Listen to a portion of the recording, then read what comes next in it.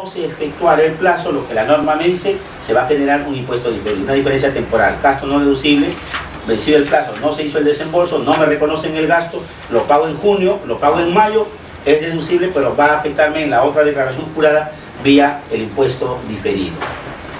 ¿En qué momento, dice, se deduce? ¿A qué pasa aquí el caso particular de un contribuyente que sí se ve obligado a rectificar la declaración jurada? Como consecuencia de esa rectificatoria mueve la participación laboral. Ocurrió una compañía que declaraba pérdida, le hicieron una auditoría por reclamo de los trabajadores y salía utilidad. Y entonces tenía que darle participación. Entonces la norma dijo, oye, pero ocurre que me han hecho la auditoría del 2015, en el 2018, y tengo que pagar participación. ¿Entro al parámetro de la fecha de pago? No, porque la fecha de corte será a partir del momento en que yo rectifico. Entonces, ojo con ese criterio, ¿no? Y tiene lógica. Y tiene lógica, porque estoy rectificando recién ahora, está la fecha de la rectificatoria. Ahí está el informe de la SUNAT también sobre ese tema. Dice, es deducible en ese caso, en el ejercicio en que efectivamente se pague. Mientras en el periodo corriente normal surte efecto de fecha de vencimiento de la declaración jurada, en un periodo no corriente, como que puede ser como consecuencia de una rectificatoria, es un caso real de la Telefónica, donde la gente del sindicato reclama, la empresa había declarado pérdida, uno de los del grupo de las empresas colaboradoras, entre comillas, pero que viene a ser el mismo consorcio, había declarado pérdida, los trabajadores reclaman, contratan una sociedad de auditoría, la sociedad revisa y efectivamente voltean el resultado y hay utilidad. Y al haber utilidad hay participación y entonces se tiene que pagar. Y tributariamente, el informe SUNAT, en respaldo a una RTF, dice que en ese caso es deducible en el ejercicio en que efectivamente se pague, ¿no? Igual afecta para el tema de las deducciones voluntarias. ¿En qué momento se deduce el gasto por no haber disfrutado el descanso vacacional? ¿Se acuerda la famosa triple remuneración?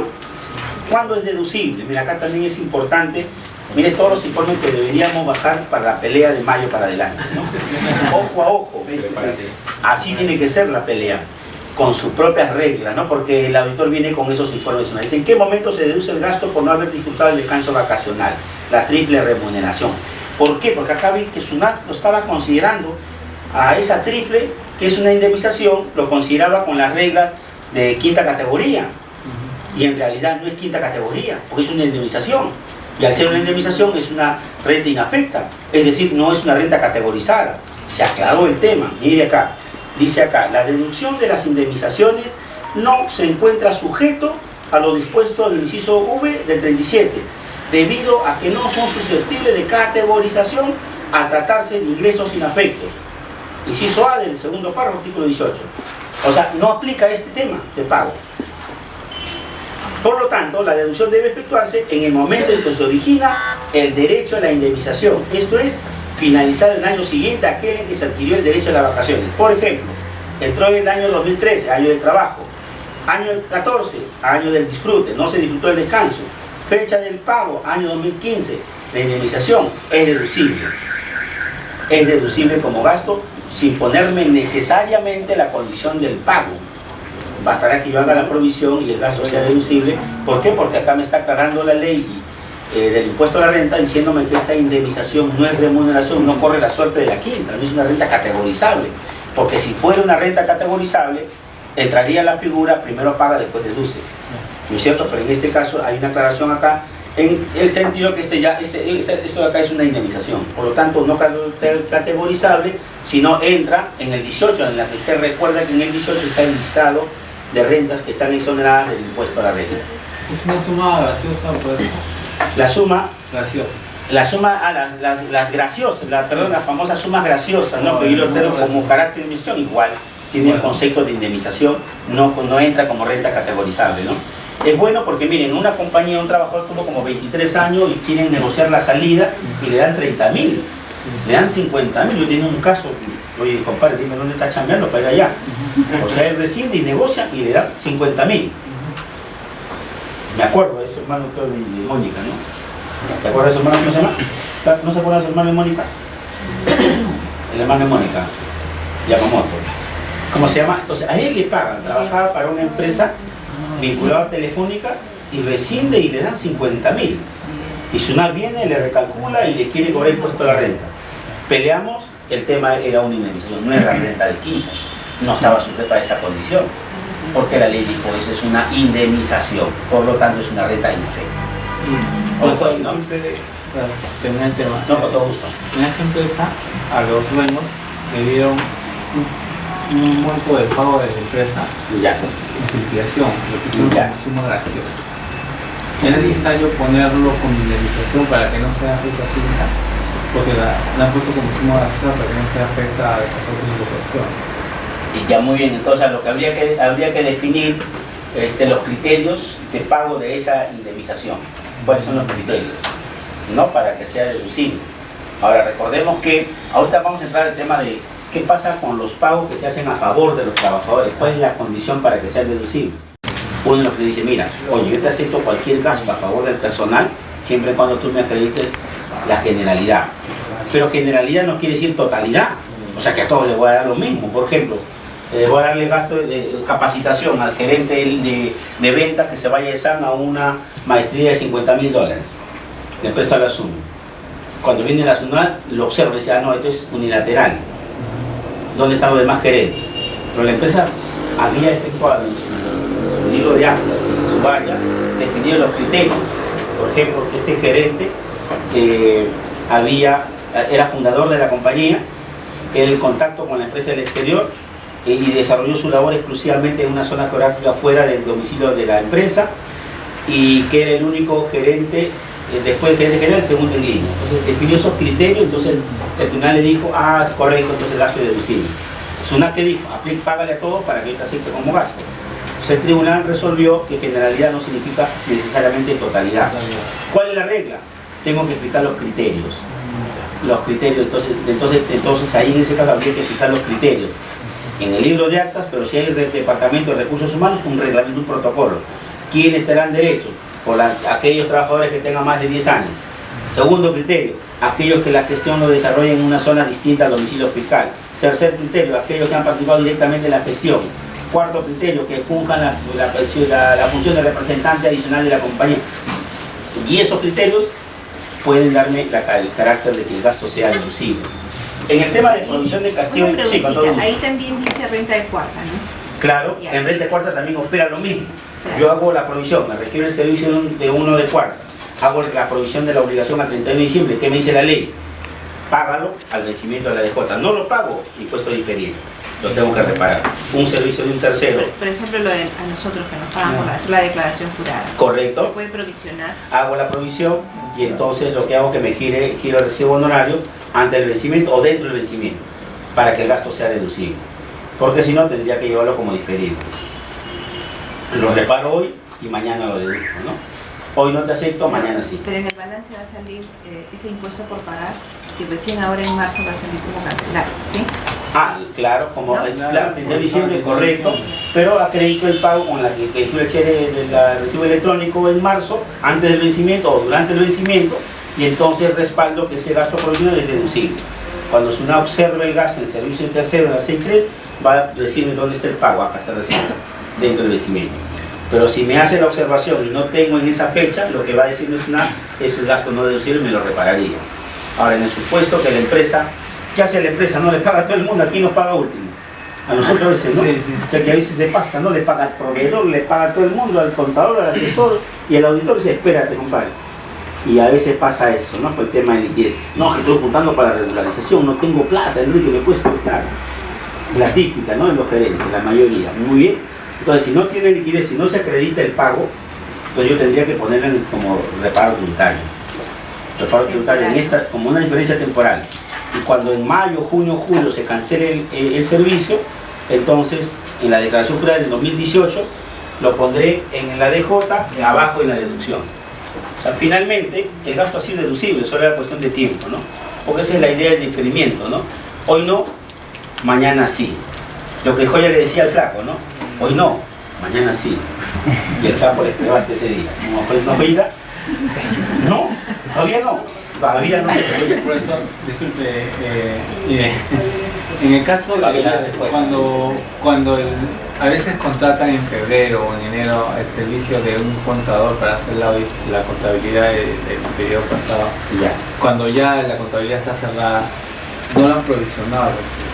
¿Cómo sabes ese gasto? Podríamos buscar entonces la figura del gasto de años anteriores, la excepción de la ley.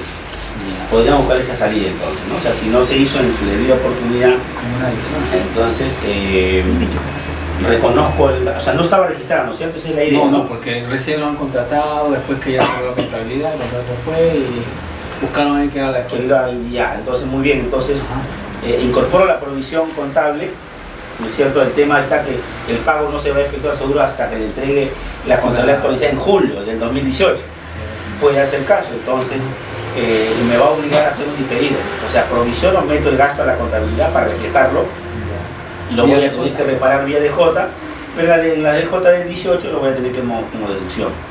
O sea, me generaría un diferido, me generaría un impuesto diferido, claro, pero por lo menos reconozco el gasto, ¿no? En la contabilidad. Pero eso ya, si la contabilidad pasara, no podría ingresar por diario, o sea, la contabilidad ya reportado, por ejemplo. Ya. Como, o sea, el vecino puede ingresar en el 2018 como lo reportó antes. Ya. Ya, pero el servicio entonces, habría entonces que definir en el contrato si el servicio es un servicio de consultoría, asesoría de a partir de acá, o es un servicio de, entonces habría que tener cuidado entonces más bien en la redacción del contrato. De repente no convendría bajo las circunstancias planteadas, porque ya lo tengo todo cerrado, como un gasto de año anterior. Yo tengo un problema, mejor lo pongo como un servicio de asesoría y consultoría continua, ¿no? Y ya como gasto del periodo. Corriente, ¿no? Como un gasto corriente, ¿no? Fíjese ahora en el tema de provisión y castigo de incobrables. Y todos van a tener el mismo procedimiento, es decir, en todos los casos le planteo la situación, respaldamos lo que la norma requiere, la jurisprudencia y la casuística, luego comentamos el impacto y ponemos las RTF vinculadas a ese caso. Todas tienen la misma esquema, o sea, todos los gastos de aquí para adelante, un poco para revisar el tema, van a tener esa presentación. Se plantea la situación, se analiza la jurisprudencia y el impacto en la hoja de ajuste tributario. Todos van a tener la misma estructura, ¿por qué? Para luego irnos ahorita a la ley 12 a ver cómo hacemos el cálculo. Entonces, esta por ejemplo que afecta a todas las compañías, provisión y castigo de incobrables y que genera el famoso temporal. En la provisión el reconocimiento, en el castigo sale del balance. Tengo que limpiar la posición patrimonial. Yo no puedo mostrar un balance con un activo que no existe. Por lo tanto, lo debo castigar. Dice la ley 37 que yo debo cumplir estas condiciones para que el gasto sea deducible, la parte tributaria. El 37 y el reglamento precisa la condición. Dice que tiene que haber evidencia física de la morosidad del cliente. Evidencia física. La evidencia física, las acciones de cobranza que implementó la compañía. Por ejemplo, dice que el protesto del documento, el inicio de la acción judicial, que haya transcurrido más de 12 meses, que se hayan emitido las cartas notariales, etc. La evidencia y que ésta sea plenamente identificable, deudor por deudor. Y lo último que me pone la ley es que aparezca al 31 de diciembre de cada ejercicio en el libro de inventarios y balances en forma discriminada. Ojo, que los requerimientos son los mismos para las empresas de régimen general. En el caso del MIPE tributario, la norma le ha puesto en esta parte, le ha dicho que lo sustente con el libro diario simplificado. Ojo con ese detalle. Debo cumplir con todas las condiciones que me pone la ley para que la provisión contable sea deducible tributariamente. Y, por otro lado, en el régimen general, yo tengo que respaldarlo. Llámame, mira la... aunque lo llámame, ya, ámame, ¿no? ¿Eso así es, Irene? Cuidado, Irene. Está muy bien, mire entonces, libro de inventarios y balances. Pero si fuera MIPE tributario, libro, formato diario simplificado. La norma lo ha dicho de manera excepcional. Pero es bueno tomar en cuenta de que hay provisiones financieras que no califican para efectos tributarios. Por ejemplo, si son provisiones entre empresas vinculadas, esa provisión no es deducible. Cuando la cobranza se encuentra garantizada, tampoco se acepta como tal. O cuando ha sido materia de renovación o prórroga expresa. Fíjense, donde la mayoría de empresas tiene contingencias en esta parte. La mayoría. ¿Por qué? Porque la gente de ventas quiere vender hasta su alma para comprar la comisión. Tenemos un cliente en rojo, pero él le vende. ¿Y qué dice la ley SUNAT? Ah, eso es renovación. Por lo tanto, la provisión financiera que existe no te la acepto. Hay que tener mucho cuidado acá con este tema, ¿no? De repente en legal lo tiene ahí como en moroso, pero en ventas por la comisión tiró la facturación, automáticamente le quitó el carácter de incobrable. Tendrá que repararse. Ojo entonces con ese detalle. Entonces hay problemas siempre con la gente de venta y con la gente de cobranza y la gente de conta. Entonces a veces la gente de ventas, como ustedes saben, ¿no? El vendedor en los días de cierre de venta emite todas las facturas, cobra la comisión, después se torna la factura, ¿no? Ya son magos, pero acá también hay un poco de magia acá, ¿no? La cuenta está en rojo, ya está inclusive con expediente y hace una nueva facturación. Automáticamente le da, dice la ley, que se asume que esta nueva es una prórroga tácita, por lo tanto le quita el carácter de incobrable. Es decir, esa provisión contable lo tengo que reparar. Diferencia temporal porque al próximo periodo esto será deducible. Entonces habrá que tener cuidado en esta parte. Ojo, entonces las provisiones contables que están entre empresas vinculadas, desde el punto de vista tributario, no se aceptan como provisión de incobrables. Igual, cualquier deuda que se encuentre garantizada, con cualquier tipo de garantía, real o no, eso tampoco da el carácter de incobrable. Y por último, el tema clásico de muchas empresas cuando hay un poco de control administrativo, el tema de deudas que hayan sido objeto de renovación o prórroga. RTFs vinculados al tema. Por ejemplo, el tema de la discriminación. Este tema de la discriminación tiene que ver porque desde el punto de vista financiero hay sectores de la economía, hay sectores empresariales que tienen identificado un ratio de morosidad. El tema de los bancos, por ejemplo, tienen un ratio de morosidad. El tema de los seguros, el tema de los gastos de publicidad en las empresas de publicidad. Se requiere la plena identificación. Dice, la provisión se encuentra discriminada cuando se tiene como mínimo la identificación del cliente, el número comprobante y el importe de la provisión. Dice, entonces en ese caso te acepto la provisión. Por lo tanto, esas provisiones que se hacen financieramente sobre ratio de morosidad, tributariamente no son deducibles. Y la otra, la exigencia de que se encuentre anotado en el libro de inventarios y balance, también se cumple cuando figure en otros libros o registros en forma discriminada o se consigna en hojas anexas pero que se encuentren legalizadas. Otra exigencia de la ley. ¿Por qué? Porque hace un momento observábamos que me ponen como condición que se lleve al libro de inventarios y balance. Entonces, pero si el volumen de la cartera es amplio, entonces yo puedo llevar un registro auxiliar o un mecanismo de control adicional. Lo que me exige el Tribunal Fiscal es que por lo menos esas hojas anexas, ese archivo adicional, genere una correspondiente legalización para que se cumpla con esta condición de la ley, ¿no? ¿Por qué? ¿Por qué me piden esta plena identificación? Porque SUNAT se dio cuenta que hay algunas empresas que simulan, entonces, para que la única manera como SUNAT puede detectar si es o no, es identificarla y hacer cruce de confirmación de saldo, y el otro eso fue cancelado hace 5 años y se cae la provisión. Entonces, por eso un poco, porque alguien podría decir, ¿cuál es el razonamiento de la SUNAT para exigirme este tema de ver el cliente, el número, el importe? Para efecto hacer el cruce de información y verificar que realmente era una factura que se encuentra en problema. Es válido en el detalle de la discriminación de la provisión de cobranza dudosa que se encuentra en un anexo de libre de inventarios y balances, legalizado inclusive, mira, esto es importante, con fecha posterior al cierre del ejercicio en el cual se efectuó dicha provisión, ¿no? El tema que nos hablaba nuestro amigo Arango, el tema de la fecha cierta, ¿no? Por ejemplo, acá hay una salida en la ley. Dice, aún cuando sea, por lo importante tenlo legalizado. Aún es una provisión del año 2015 y no tenías el detalle por el volumen, bueno, regularízalo ahora y yo te lo acepto como tal, ¿no? Regulariza la legalización. Otra RTF dice, resulta válido la discriminación de la provisión de cobranza dudosa cuando dicha provisión se encuentra anotada en forma global en el libro de inventarios y balances, pero figure en otro libro o registro en forma discriminada o esté consignado en hojas sueltas anexa legalizada, ¿no? La famosa según relación, ¿se acuerda del pasado? ¿Se acuerda del famoso pasado, no? Decía, no, provisión, según relación. Entonces el tribunal dijo, no hay problema, que lo lleves así, pero acredítame que llevas otro registro auxiliar en forma discriminada y además eso se encuentra legalizado. O sea, si hay salida, si hubiera el caso. Igual en gastos de viaje. Entonces vámonos a revisar, porque acá tenemos en todas la misma metodología.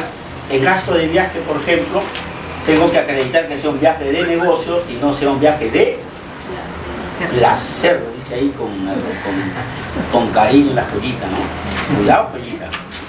Entonces, ojo, entonces viaje de negocio. Entonces está la sucursal, hay una relación con clientes, tengo la evidencia que es un viaje de negocio, porque la SUNAT ya se dio cuenta que por ahí se disfraza operaciones, actos de liberalidad, ¿no? Para mi mejor gerente, para el gerente de línea, para mi compadre, le digo, y vete a Miami con toda tu familia, y está como gasto de viaje. Entonces, por esa razón es que la norma tributaria un poco ha ajustado ahí el tema, ¿no? Dice, aquellos gastos de viaje por concepto de transporte de viaje que sean indispensables de acuerdo con la actividad productora de renta agregada, principio de causalidad.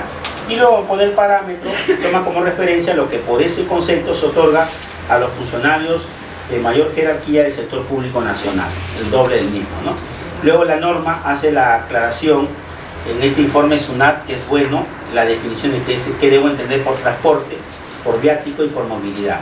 Ese informe de la SUNAT, informe 46-2007, información pública. Y en el tema de movilidad es aquello que incurra cuando siendo prestado el servicio en un lugar distinto de su residencia, la persona requiere trasladarse de un lugar a otro. Igual en el tema de gasto de viaje, entonces el contribuyente tiene un tratamiento tributario especial cuando se trata de viajes al interior del país y respecto de viajes internacionales. En el tema de viajes internacionales, donde habitualmente no hay comprobante de pago, la ley permite una declaración jurada. Ahora, en el caso que el contribuyente acreditara estos desembolsos, lo que hace la norma le dice, estas son las condiciones para yo reconocer ese documento que me trae del exterior como comprobante de pago. Consta la información mínima que hace un momento hemos referido en el 51. La información mínima. Si esto no es así, entonces lamentablemente esto obligará al reparo fiscal. Doctor, una pregunta. ¿Cuánto le gusta, amigo? Hay unos tickets aéreos que donde no sale la razón social, pero sí el RUT. Yo tengo entendido que basta con que esté el RUT de la empresa para, digamos, este comprobante esté válido, ¿no? Claro, en el caso de viajes nacionales, ¿se refiere? ¿O viaje internacional? No, internacional. En viaje internacional. Sí. Por eso, en el boleto. Claro, porque acá lo que la norma comienza a hablar en esta parte se refiere a los otros gastos que tiene el contribuyente, donde le dice, mira, para esos otros gastos, documentos emitidos en el exterior, le pone una condición mínima para que sean deducibles, ¿no? Porque en el caso de viajes o los boletos aéreos, pues ahí ya hay ciertos consensos internacionales, por ejemplo, que se consigne el número de RUT. Claro, ¿cierto? Lo que pasa es que este ticket aéreo ha sido emitido por la agencia, Ya. pero adicionalmente está el nombre del trabajador. Claro. Entonces, si tiene evidencia el nombre del trabajador y el RUT, creo que es suficiente, ¿no? Así es, así es. Por eso le digo, en el tema de los boletos aéreos. Sí. Pero ¿qué pasa con los gastos que hago en el lugar?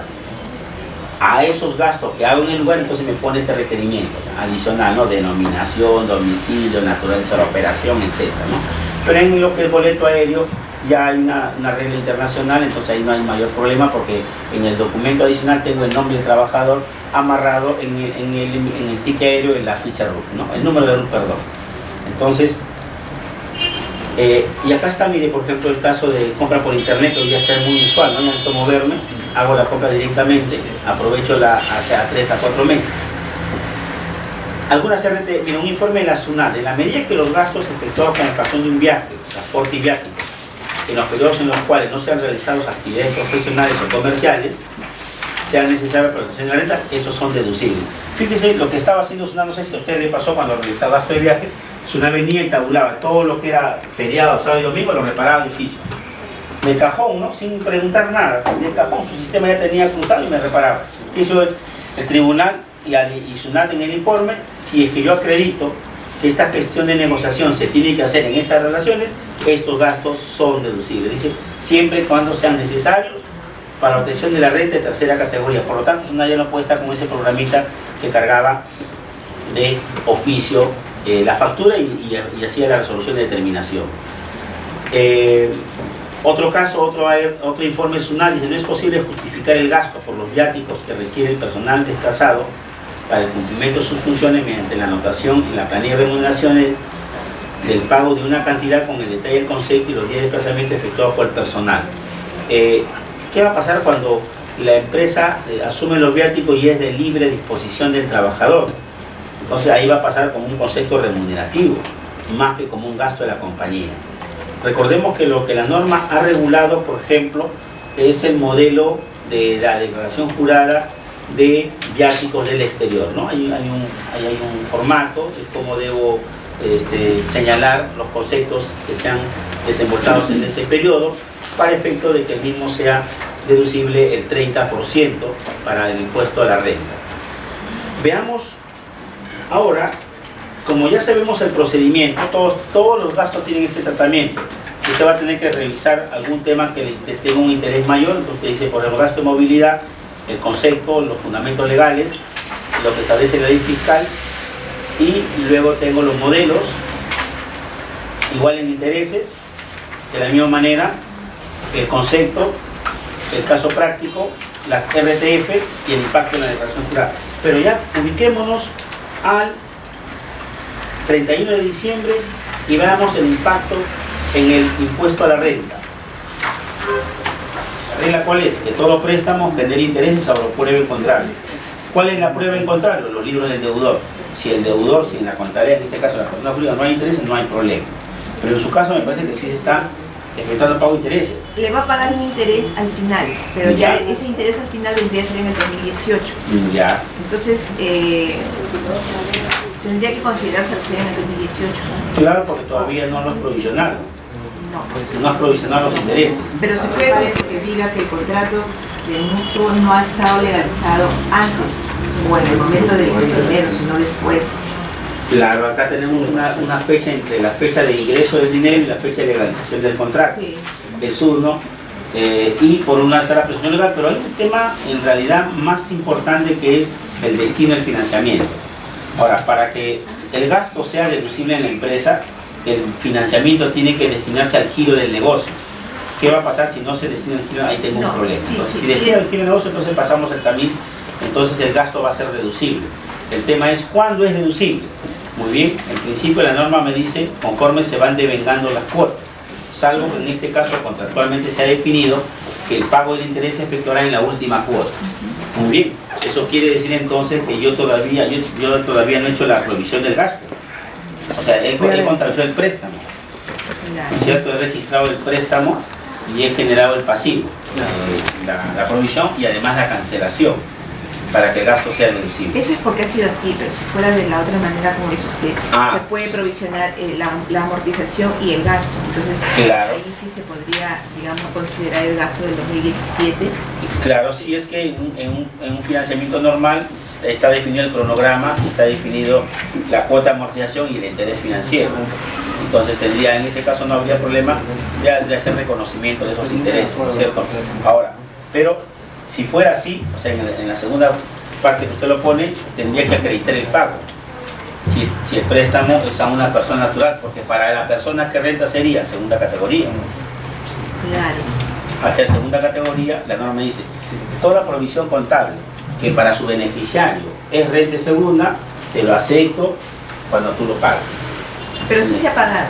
Sí se ha pagado. No hay problema. Ya, entonces si se ha pagado, no hay problema porque entra al esquema de para el beneficiario es segunda. Y Sí, por lo sí tanto entra la condición. Ahora lo que no sé es que si el beneficiario lo ha declarado ya, como tal. lo ha declarado como renta segunda. Como renta segunda, claro. Entonces, pero por lo menos yo como empresa que voy a reconocer el gasto, yo como para el beneficiario es renta segunda porque es persona natural, no es un banco, no es un tercero que se dedica habitualmente, entonces mi condición para yo ser deducible es que yo acredite el pago. Si acredito el pago, entonces no hay problema. Ojo, con todo gusto. Miren, estamos acá nos habíamos quedado. Mire, vamos a analizar, acá nos habíamos quedado, estábamos mirando la hoja de balance, hemos vuelto al inicio de la mañana cuando empezamos la jornada y de ahí nos saltamos a ver algunos modelos de gastos y teníamos el balance de comprobación y teníamos el resultado del ejercicio. ¿No es cierto? Eso está, termina usted personas naturales, por acordarnos acá. Sí, termina usted personas naturales, que impuesto a la renta, 2017, gasto deducible y no deducible. Y ahí nos ubicamos en la hoja de trabajo. Ahí está esa hojita. Ya está la hojita. Después, entonces, al revisar, con la finalidad de identificar aquellos reparos que van a impactar en esta declaración jurada. Para tal efecto, tomé la declaración jurada del 2016. Y comencé a revisar la hoja de cálculo de la NIC 12 o la hoja de cálculo del impuesto. Entonces tengo identificado las diferencias temporales, las permanentes y sobre todo me preocupan aquellas que van a impactar en el 2017. Justamente cuando reviso los papeles de trabajo del 2016 encuentro situaciones que van a afectar al 2017. Por ejemplo, lo que yo había identificado y había reparado por tema de la provisión de incobrables, que no cumplían los requisitos, el tema de evaluación de existencia que no cumplía los requisitos y lo había reparado en el 2016 como diferencia temporal, el tema de evaluación de existencia de la misma manera, deterioro de activos, el tema de las vacaciones, de la misma, igual lo había provisionado, tributariamente lo reparé, me generó una diferencia temporal, pero ahora al revisar mi análisis de cuenta me encuentro con lo siguiente, me respaldo, decíamos, en el informe de créditos y cobranzas, en la cual me informa que se recuperó todo lo que tenía problema de cobranza el 31 de diciembre de 2016, que eran 5.488. Entonces, había estado antes como reparo, como adición, como diferencia temporal, hoy va a impactar como una deducción. Igual en el tema de inventarios habíamos encontrado a diciembre lo que se había reparado y ahora me dice que se ha vendido, por lo tanto esto me va a obligar a reversar este diferido. Igual en el tema de vacaciones, las vacaciones devengadas, obligado lo reparamos, pero ahora cuando se pague el 17 tengo que deducirlo. Entonces tenemos ahí identificado esas que van a tener impacto en el cálculo del diferido. Aquí aparece, por ejemplo, el cronograma de pago del arrendamiento financiero, el famoso leasing, que tiene impacto en el cálculo del impuesto a la renta. Como concepto general, todos nos acordamos que un bien del activo tiene una tasa de depreciación, pero cuando lo adquiero bajo esta modalidad, aprovecho la depreciación acelerada, que normalmente es el periodo de duración del contrato. Si son de 2 años, de 4 años, 6 años, entonces tengo un beneficio tributario. Puede que el activo contablemente se deprecie en 10 años y puede, si en el caso que este contrato sea de 4 años, yo opto por lo que la norma me permite, deducir la depreciación en 4 años. Entonces voy a tener una diferencia temporal. ¿A dónde va la norma? ¿No es cierto?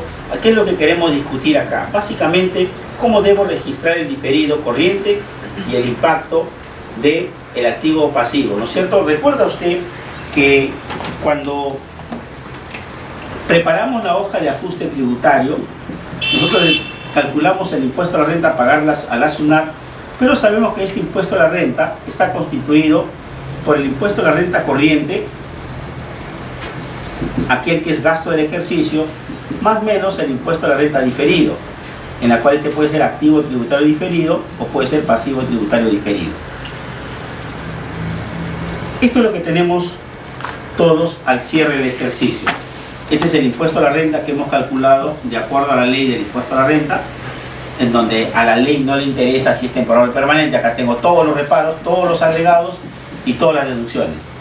Pero aquí, para efecto de la NIC 12, es donde hago la calificación de las diferencias temporales que van a generar partidas que me van a, en el futuro voy a pagar menos impuesto activo o en el futuro voy a pagar más impuesto pasivo.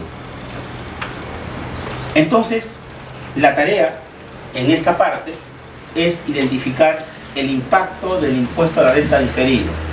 Y hablábamos en el caso, para recordar nada más, en el caso del arrendamiento financiero o del leasing, en la cual aprovechamos la famosa depreciación acelerada.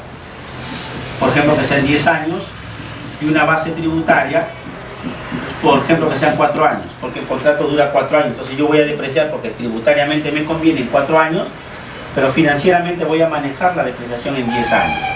Entonces sin duda va a generar una diferencia temporal. Entonces tengo por un lado el impuesto a la renta del corriente y tengo por otro lado el impuesto a la renta del diferido. Entonces la NIC 12 tiene 2 párrafos importantes, el párrafo 46 y el párrafo 47. ¿Cómo debo hacer la contabilización del impuesto a la renta diferido? Respecto del impuesto corriente me dice aplique la tasa vigente. ¿Por qué estamos hablando de esta parte? Porque no nos olvidamos que en el año 2015 se modifica la ley de renta y se hacen las famosas tasas, reducción de tasas, ¿se acuerda?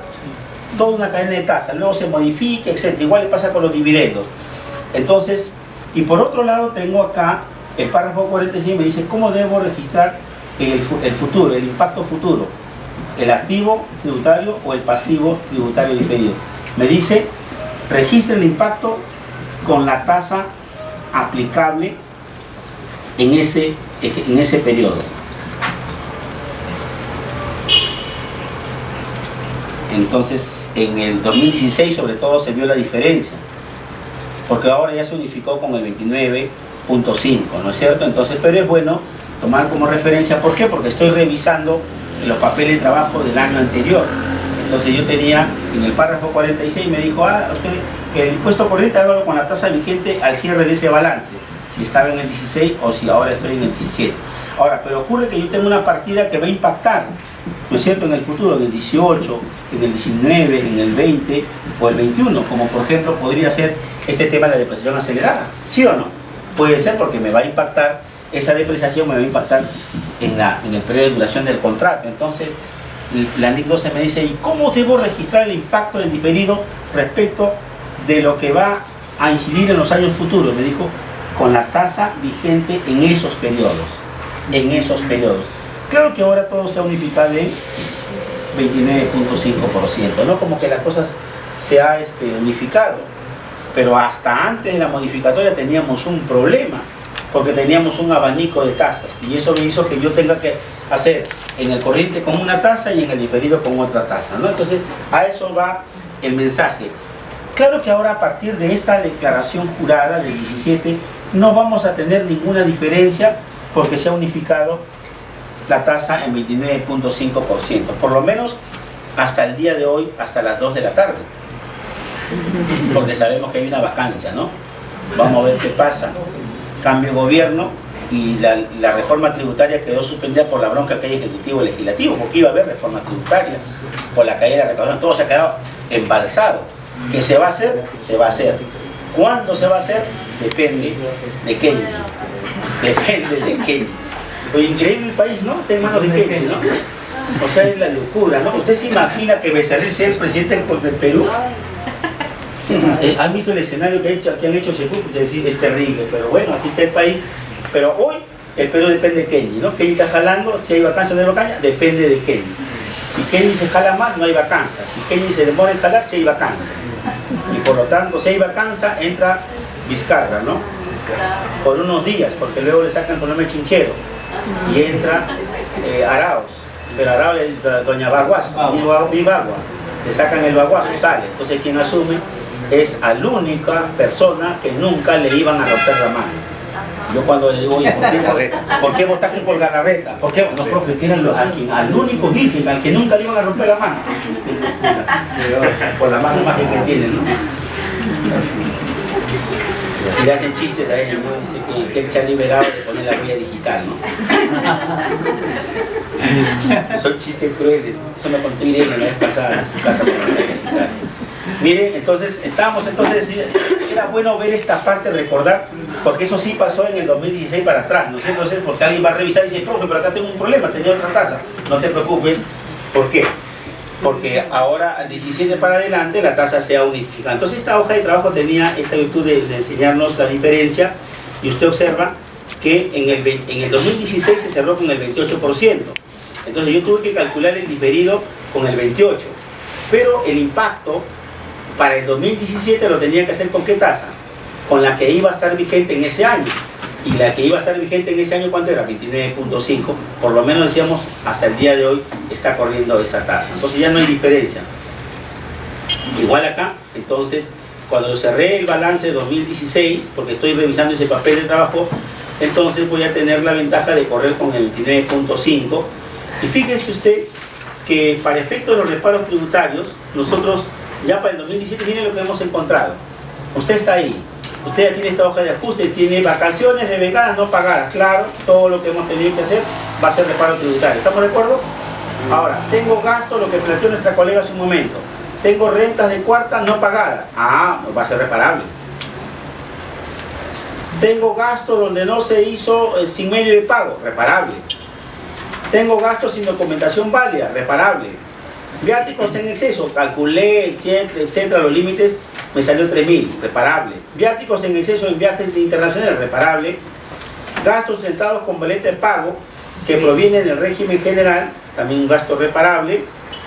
Actos de liberalidad, donaciones, regalos, nuevamente reparable. Gastos personales de los socios, multas y sanciones, y el pago del impuesto adicional, el impuesto a los dividendos, ¿Por qué? Porque yo voy a tener algunos, por ejemplo, gastos personales del socio, lo reparo como tercera y me genera dividendo presunto. Pero ese impuesto tampoco es deducible. Esa tasa adicional no es deducible, por eso está ahí como reparo. Pérdida efectiva por asalto, el tema está judicializado. Entonces nosotros ya tenemos identificados los reparos tributarios. La tarea que sigue es ahora identificar qué es temporal y qué es permanente, ¿no es cierto? Para la ley 12. Ya habíamos dicho, habíamos recordado en la mañana que del 100% de los reparos tributarios, el 95% son diferencias permanentes, ¿no? Chiquititos, 5% son temporales. Algunas son temporales, así que no hay que tenerle miedo a la ley 12. Muy bien, hago la calificación. Comenzamos a hacer la gran calificación, seguimos en el procedimiento de ley 12. Fíjese, entonces tiene vacaciones de vengadas no pagadas. Bueno, dejan su correo para mandarle esto y usted puede borrar y pone todo su reparito y le ayuda a hacer su papel de trabajo, ¿no? Nos dejan su correito para mandarle PPT y de aquí nomás bajan los modelitos. Entonces, vacaciones de vengadas no pagadas, ¿me va a generar una diferencia? ¿No es cierto? Temporal, ¿no es cierto? Se generó el periodo para hacer el devengamiento correcto a diciembre en el balance, pero será deducible cuando se pague, es decir, en el 2018. Entonces me genera una diferencia temporal.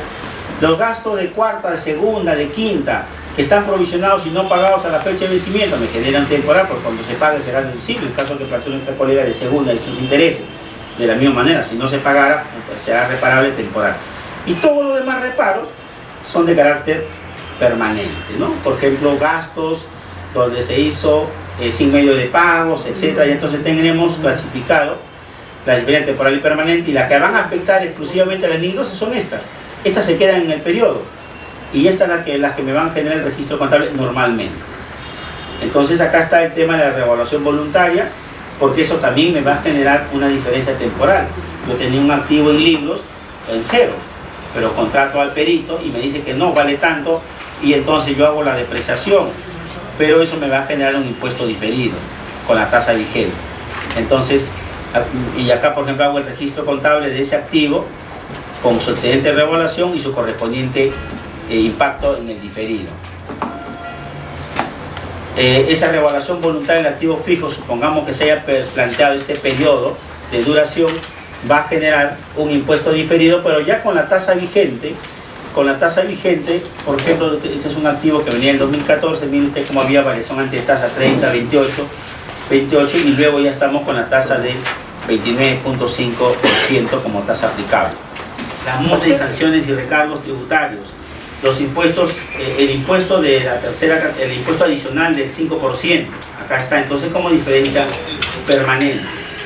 En las deducciones temporales está, por ejemplo, mire, estamos acá, ¿se acuerda del pago de vacaciones del año anterior?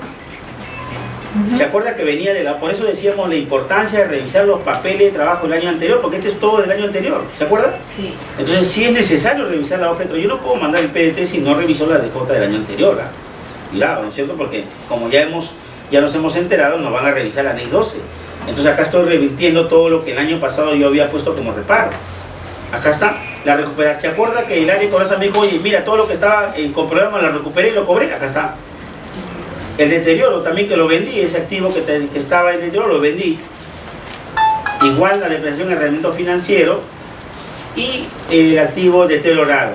Entonces acá estoy reversando lo que yo tenía en la DJ del 2016 para calcular de nuevo el impuesto a la renta. Primero sacar la diferencia, calificarlas, calcular la tasa con el 29, ahí hay que corregir 29.5 y determinar el impuesto diferido para efectos de poder efectuar el correspondiente registro contable. Por ejemplo, en el tema de la participación laboral, empresas que tienen más de 20, tengo que hacer la participación laboral, y luego cuando hago el registro contable, ¿no es cierto?, voy a tener que identificar lo que va a ir en el estado de ganancias y pérdidas como gasto del periodo, y luego el control del activo y del pasivo tributario.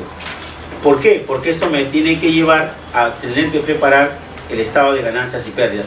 Recuerde usted que para efecto de la SUNAT yo le voy a tener que pagar 116.247 a la ley del impuesto a la renta, y a la SUNAT no le interesa para nada desde el punto de vista de estados financieros el diferido, pero a nosotros sí nos interesa para revelar el derecho futuro que voy a tener, por ejemplo, en el caso del activo, un ahorro de 20.000 en el pago del impuesto a la renta para el próximo periodo.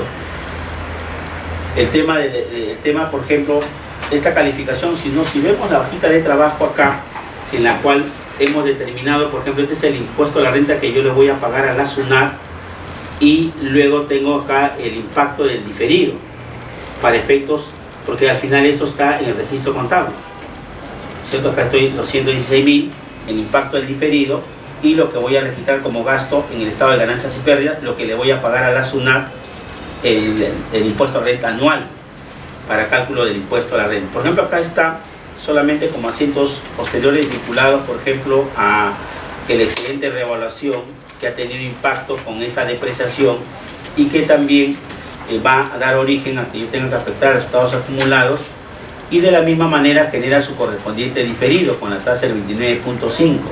Entonces me va a generar en este caso, en el excedente de revaluación, un pasivo, un mayor impuesto por pagar en el futuro, que es lo que origina normalmente el excedente de revaluación. Ahora, aquí solamente para plasmar si es que van a haber ajustes en la diferencia temporal. Como vemos, al haberse unificado la tasa en 29.5%, en realidad ya no hay ningún ajuste que efectuar en el impuesto diferido, porque como hemos visto en la proyección de las tasas a partir del ejercicio gravable anterior, está en 29.5%. Por eso, por ejemplo, en el tema de cuentas de cobranza dudosa, en la provisión que hemos hecho, tanto en el corriente como en el que se va a diferir en el futuro, se van a tener que efectuar con la misma tasa, porque está visto que no hay otra tasa, se ha unificado el 29.5%. Por eso que la diferencia era para llamar la atención, ahora es cero con respecto a los años anteriores en los que había que hacer un ajuste en la tasa, ¿no es cierto? Igual, sí, con todo. Una consulta, en el tema de excedente de revaluación, ejercicio en que se vende el activo de revaluado. ¿Ya? ¿No? Correcto. ¿Es correcto? Es correcto, claro. Usted tiene el informe del tasador y ha hecho la revaluación. Sí, en el 2014 la empresa hizo la adecuación al NIF.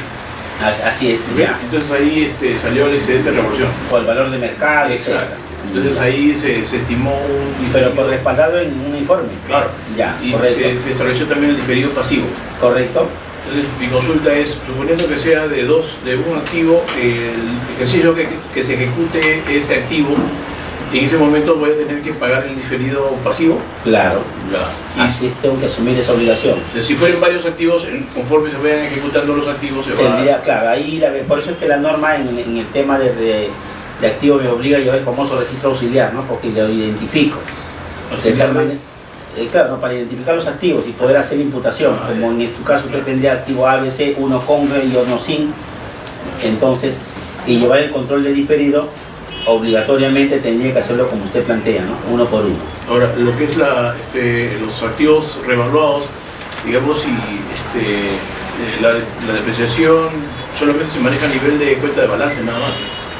Claro, revaluados. Sí. Claro, a nivel de cuenta de balance, porque no tienen impactos fiscales, ¿no? No van a afectar, no es deducible. En todo caso, si yo Estamos hablando de la depreciación del monto revaluado. Del monto revaluado. Claro. Que va a ser distinto cuando ya yo lo venda, ¿no? Ahí cuando yo lo venda, ¿no? Entonces, ojo, mire, por ejemplo, en la desvalorización de inventarios, de la misma manera, tengo el monto de la devaluación, lo pongo como reparo tributario, y respecto al impacto en el futuro, porque en el futuro va a ser deducción, ¿se acuerda? Si vamos a poner lo que yo tengo una devaluación de inventarios, hago la medición, en la hoja de ajuste lo voy a poner como adición ahora, y en el año siguiente, en el 2018, para yo contabilizar el diferido correspondiente, la tasa que voy a aplicar, ¿cuál va a ser? En este caso, la misma, ¿no es cierto? Porque va a impactar, vamos a poner ese caso que va a impactar en el 2018. Entonces, en el 2018 la tasa que voy a aplicar es el 29.5, ¿no? Esto solamente para llamar la atención que en este caso, del 17 para adelante, en vista que hasta el día de hoy no hay ninguna modificación tributaria, la tasa que voy a aplicar va a ser tanto para el corriente como para el diferido, la misma tasa, ¿no? En cambio, en el periodo anterior, y por eso que en la NIC 12 hay dos párrafos que regula la tasa que debo aplicar para el año corriente y la tasa que debo aplicar para los años futuros. La norma que sigue vigente, que decía o qué dice mejor, ¿no? Decía que en el ejercicio en el cual yo voy a calcular el diferido, el impuesto corriente, debo tomar la tasa vigente al cierre de ese periodo. Oye, ¿qué hago con el impacto, con el diferido? Pues lo que va a pasar en el futuro. Toma la tasa que va a estar aplicable en ese periodo. Pero ocurre que en ese periodo, por lo menos hasta el día de hoy, sigue siendo 29.5. Entonces, por eso que ahora no hay problema, ¿no? Y por eso puso la diferencia cero. Acá debería ponerle 2018. Este es 17, así lo puse como reparo. Y en el 18 sería como deducción, al revés, ¿no? Porque ese es el diferido. Por eso le decía, hoy no es deducible, mañana sí es deducible. En la línea de tiempo finalmente es deducible, ¿no? El tema de la NIC 12. Entonces, en este caso no hay ningún ajuste que hacer por concepto del diferido. Igual en el tema del deterioro de activos, de la misma manera, al mantenerse la tasa vigente, recordemos que antes teníamos este tema, ¿no? Hasta 2014, 15, 16, 28 y en 2017 el 29.5%. Aquí solamente para revisar algunos aspectos de la NIC 12. El objetivo central de esta norma en realidad es revelar la verdadera posición patrimonial de la empresa. O sea, la NIC 12 es una norma financiera, lo que quiere es que se revele la posición patrimonial, como activo o como pasivo, en el 37, ese es su objetivo. ¿No? ¿Por qué?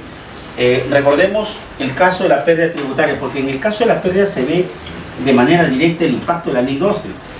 ¿Por qué tomo como referencia el monto de la pérdida tributaria? Porque en la mayoría de negocios es un importe en realidad más que significativo. Usted recuerda el tratamiento de la pérdida tributaria, artículo 50 de la ley del impuesto a la renta, que establece dos mecanismos, base legal, artículo 50 estuvo del impuesto a la renta. Entonces, si en la compañía que usted está llevando la contabilidad tiene pérdida tributaria, tenga cuidado con la NIC 12, porque alguien va a decir, profe, nunca lo reflejamos, se quedó en la declaración jurada anual. Entonces hace el ajuste pues ahora. Pues mire, vamos a ver, mire, vamos a poner la empresa A, la empresa B, y acá tengo la renta neta. Con numeritos, nosotros los contables nos gustan los numeritos, ahí lo vemos mejor. 1 millón, ambos tienen lo mismo, 1 millón. Y acá ponemos menos pérdida tributaria, compensable. Pérdida tributaria compensable. Cuando hablamos de la pérdida tributaria compensable, estamos todos de acuerdo que estamos hablando del resultado después de agregados de deducciones. Eso estamos clarísimos, ¿no? Eso valga la aclaración, ¿no? Porque alguien estaba arrastrando la pérdida financiera. Cuidado, ¿no? Nada que ver, ¿no? Yo sé que eso no lo hacemos nosotros, pero mire, recuerde usted que en la hoja de ajuste nosotros partimos resultado del ejercicio para recordar el esquema, más los agregados tributarios, menos las deducciones tributarias, menos pérdida tributaria, menos participación legal de utilidad, y aquí aparece el resultado tributario. Si es positivo, le llamamos renta neta imponible. Si es negativo, pérdida tributaria compensable. Entonces estamos hablando ahorita de acá, de esta línea. Porque puede darse el caso que usted parte, ¿no es cierto?, de un resultado financiero positivo y termina con una pérdida tributaria. Y ahí en realidad podemos presentar muchas situaciones, pero lo tenemos clarísimo. Entonces, de quien estamos hablando en el artículo 50 es de esta última línea, después de todos los agregados y después de todas las deducciones. ¿No es cierto? Hay 3 deducciones: las deducciones generales, la pérdida tributaria y la participación legal de la utilidad. Muy bien. Entonces, ¿qué nos dijo la ley? Vamos a poner que esta empresa no tiene pérdida, 0, y esta empresa tiene 600.000 de pérdida.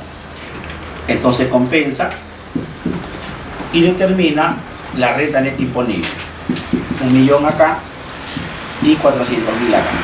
Entonces calculo el impuesto a la renta. Vamos a poner solamente para efectos prácticos que la tasa es 30%.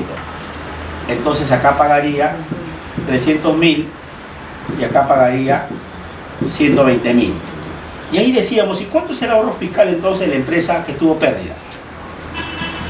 Exactamente, el ahorro fiscal es de, después de un gran esfuerzo mental,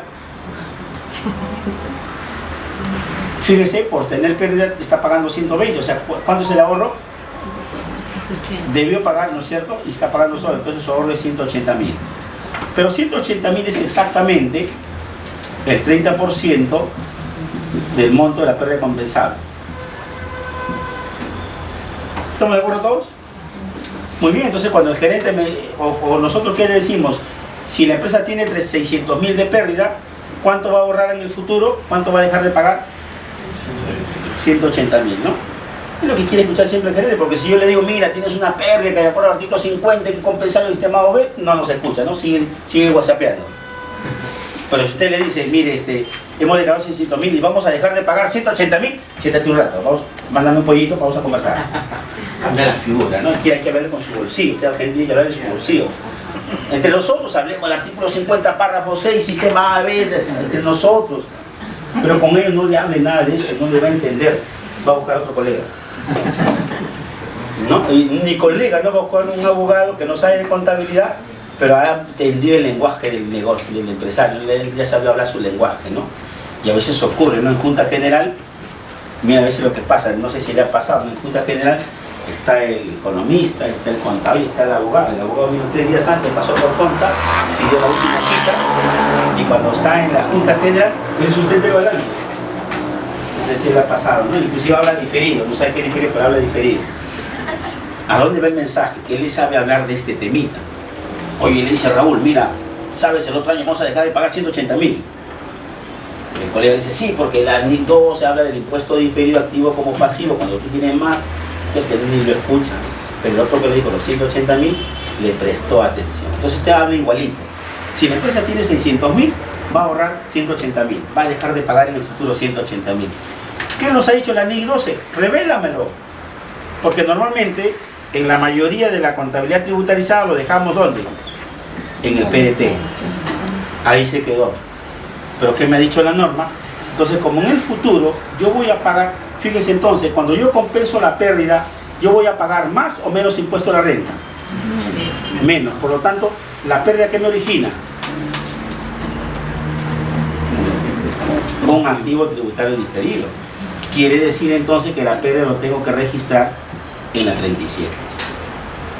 Entonces revise si está o no está.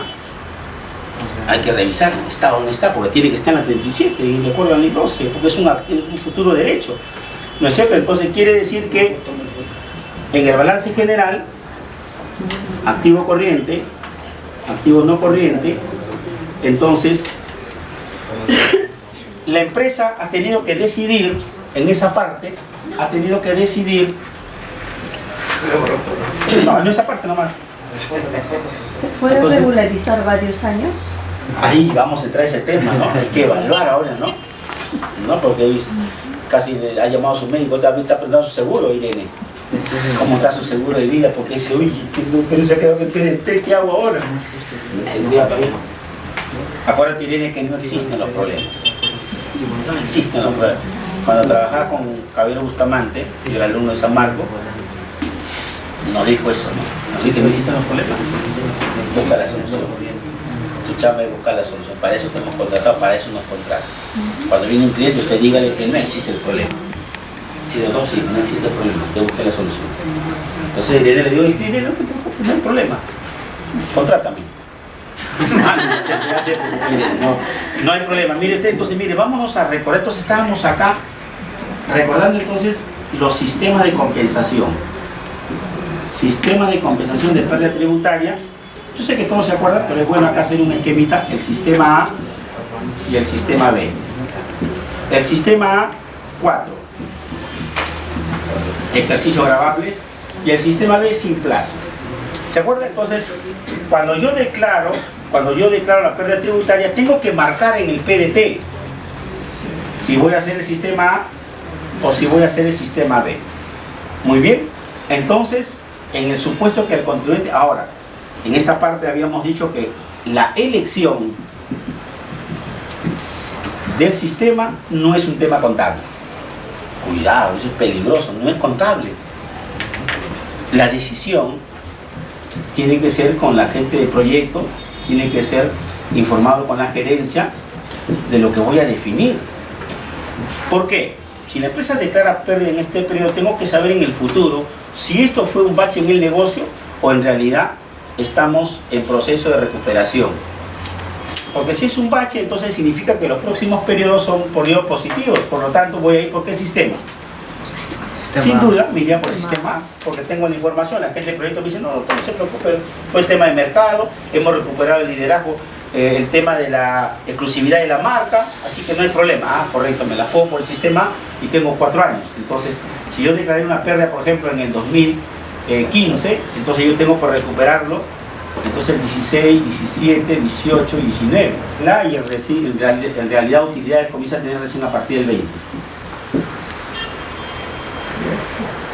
¿No es cierto? Da frito pescadito. O sea, perdió 180.000 soles. ¿Y qué pasa si viene un auditor y le dice a la gerencia, señores, ha dejado usted de perder 180.000 al dueño de negocio? Y un problema, ¿no? Entonces, por eso digo, cuando usted va a elegir el sistema, tiene que conversar con la gente de negocio, con el gerente de la empresa, cuál es la visión empresarial en los próximos periodos para elegir. Tanto es así que usted recuerda que cuando declara pérdida y llena el casillero, y usted marca el sistema, le hace una repregunta, no sé si ya le ha pasado, ¿no? Le hace la siguiente repregunta, el PDT le hace la pregunta, ¿no? ¿Está seguro del sistema que está eligiendo? Porque una vez que elige es invariable. No que, no, hoy día A y mejor mañana B. Y después C. No, elige el sistema por lo que va a implicar. Entonces, tengo los 4 periodos. Entonces me estoy dando cuenta que si yo tengo la expectativa de recuperarlo, esto me va a generar un activo tributario diferido. En el futuro, en el año, por ejemplo, vamos a suponer que esta fue la declaración jurada 2015 y estoy ahora en el cierre del 2017, es el año en que la empresa tiene utilidad, entonces estos 180.000 van a aparecer en la hoja de ajuste tributario. Acá va a aparecer cuando yo voy a poner menos, ¿no es cierto?, el monto de la pérdida menos 600.000. Suponiendo que la pérdida fuera del 2015 y ahora estoy en el cierre 17. En el 17 estoy haciendo la hoja de ajuste tributario, estoy dentro del plazo, entonces acá estoy compensando los 600.000, que en el fondo va a significar pagar menos 180.000 de impuesto a la renta. Ahora, en el caso del sistema B hay que tener cuidado, porque en el sistema B, si bien es cierto no tiene plazo, solo se compensa, en el sistema B, solo se compensa el 50% de la renta neta del ejercicio de la compensación. Fíjense que yo tenía una pérdida tributaria declarada de 600.000 en el año, decíamos, 2015. Ya tengo los 600.000 en el año 2015. En el 16 tuve pérdida, no compensé nada. Y hoy estoy en el 17 y tengo utilidad. Vamos a poner que tengo acá la hoja de ajuste tributario del cierre 17 y estoy en el sistema B. Tengo entonces el esquema que todos conocemos, resultado del ejercicio, más agregados, menos deducciones. Y tengo acá como renta neta, vamos a poner que yo tengo 100.000 de renta neta. ¿Cuánto tengo de pérdida compensable en realidad del 2015 y recién tengo utilidad en el 2017? Tengo una pérdida compensable de ¿cuánto? 600.000. Pero si estoy en el sistema B, ¿cuánto voy a compensar por concepto de pérdida tributaria? Mira acá, solo el 50% de 100.000. O es decir, solo voy a compensar ¿cuánto? 50.000. Perdón, el 50% de 100.000. ¿Está bien? Es 50.000. ¿Está bien? Claro, ojo, por eso entonces es el 50, no es el 50% de la pérdida, es el 50% de la renta neta del ejercicio de la compensación, 50.000. Entonces me queda acá como renta neta imponible, 50.000, y como saldo no compensado para la siguiente, como yo llevo mi control de pérdidas tributarias compensables, digo el saldo que queda para los próximos periodos, para el 18 para adelante, me queda ahorita ¿cuánto? 550.000. Entonces eso está acá en la 37 y voy haciendo la imputación, el asiento del devengamiento de la NIC 12 en el caso de la pérdida. Entonces mire usted, no es el 50% de la pérdida, no, es el 50% de la renta neta del ejercicio en el cual se compensa. Entonces por eso tengo que hacer un planeamiento tributario cuando voy a marcar el sistema. ¿qué me conviene? ¿Qué conviene a la compañía? ¿Cuál es el historial del futuro? Porque si esto solamente fue un bache por el tema de la economía estática en algún sector empresarial, entonces, y en los próximos periodos sigue siendo positivo, entonces me la juego por el sistema A porque lo voy a recuperar. Igual en el B, pero en ambos casos voy a tener que primero reflejarlo como derecho futuro, es decir, va a aparecer en mi balance al 31 de diciembre, por ejemplo, del 2015, tuvo que aparecer acá en el activo de repente no corriente, el 37, el monto de los 180.000, el derecho futuro. ¿Se acuerdan? El ahorro futuro, lo que iba a pagar. Y conforme voy aplicando, supongamos que estoy acá en el sistema B, en mi balance general, el del año 18, en el caso del activo tributario diferido, solamente me quedarían el 30 de 550, ¿no? Porque acá era el 30 de 600.000. Ahora sería solo el saldo. Entonces, fíjense, ¿por qué era importante tener los papeles de trabajo de los años anteriores? Porque voy a tener que llevar el control del arrastre de la pérdida que voy compensando. En el caso del sistema A, que son solamente 4 años, entonces debo llevar cuánto. No es que, usted recuerda que no es que cada año es el 25%, es el límite, es decir, el plazo máximo es hasta, dice la norma hasta 4 años. Puede que yo en un solo año compenso todo. Si tengo una utilidad suficiente, lo absorbo todo, ¿no? Porque me conviene, ¿no es cierto? Pero, ojo también, valga la aclaración, no es que es 25, no señor, la norma dice, el límite es el monto de la renta neta de cada ejercicio, y voy compensando. Entonces, tengo que revisar pérdidas tributarias, 1, para ver si se ha reflejado, 2, para si se ha ejercido el derecho, y 3, para ver si estoy dentro del derecho. Porque ya hemos visto, hemos compartido la experiencia de que a veces se sigue compensando una pérdida que ya murió, que ya no tengo derecho. Entonces hay que revisar el impacto. Entonces a eso se refiere la ley 12 cuando dice que el objetivo es revelar la verdadera posición patrimonial por un lado, y para el otro es cuando conjuntamente con el estado de situación o el estado de ganancias y pérdidas, también cuando uno va a reflejar el otro objetivo de la NIC 12 al 31 de diciembre, es que cuando yo reflejo esta estructura básica, todos los ingresos menos todos los costos y gastos, entonces, y determino la utilidad de libre disposición para hacer un cuadro esquemático, solamente para que quede, para recordar la lógica de la norma contable, ¿no es cierto? Desde un punto de vista muy básico diríamos que esta es la estructura del estado de situación. Debo correlacionar los ingresos, aparearlo con su respectivo costo y gasto. Dentro de la estructura del costo-gasto aparece el impuesto a la renta como gasto del periodo. Entonces lo que hace la NIC 12, separa el diferido y me dice cuánto es el impuesto a la renta como gasto de este periodo corriente para definir cuánto es la utilidad de libre disposición. Porque ya hemos visto que el cálculo acá, el cálculo que yo hago según la ley del impuesto a la renta, que incluye todo, incluye partidas que van a afectar en otro periodo. ¿Se acuerda del diferido? ¿Se acuerda? Por lo tanto, eso lo tengo que excluir, ¿no? Ese es el objetivo de la NIC 12. Te dice, oye, límpiame ese impuesto, ¿eh? Porque acá me estás poniendo de todo, inclusive lo que van a afectar de otros periodos. Entonces me dice, sepáramelo así. ¿Cuánto es el impuesto a la renta corriente que tiene que ir acá como gasto del periodo? Así me lo tienes que informar. Y sepárame el diferido como activo o acá como pasivo. Si fuera pasivo tributario diferido, como el caso que planteó el colega del arrendamiento financiero o del activo revaluado, que se van a fijar acá como pasivo tributario diferido. Entonces ahí están los objetivos de la NIC 12, ¿no? La posición financiera y patrimonial. La patrimonial, y en esta parte para correlacionar correctamente el ingreso con su correspondiente costo-gasto. Por lo tanto, este impuesto a la renta que yo voy a poner en ganancia y pérdida como gasto del periodo tiene que ser limpio del diferido.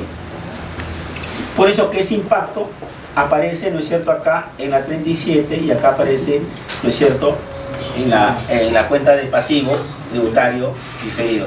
Entonces ese es el objetivo de la NIC 12, que acá está.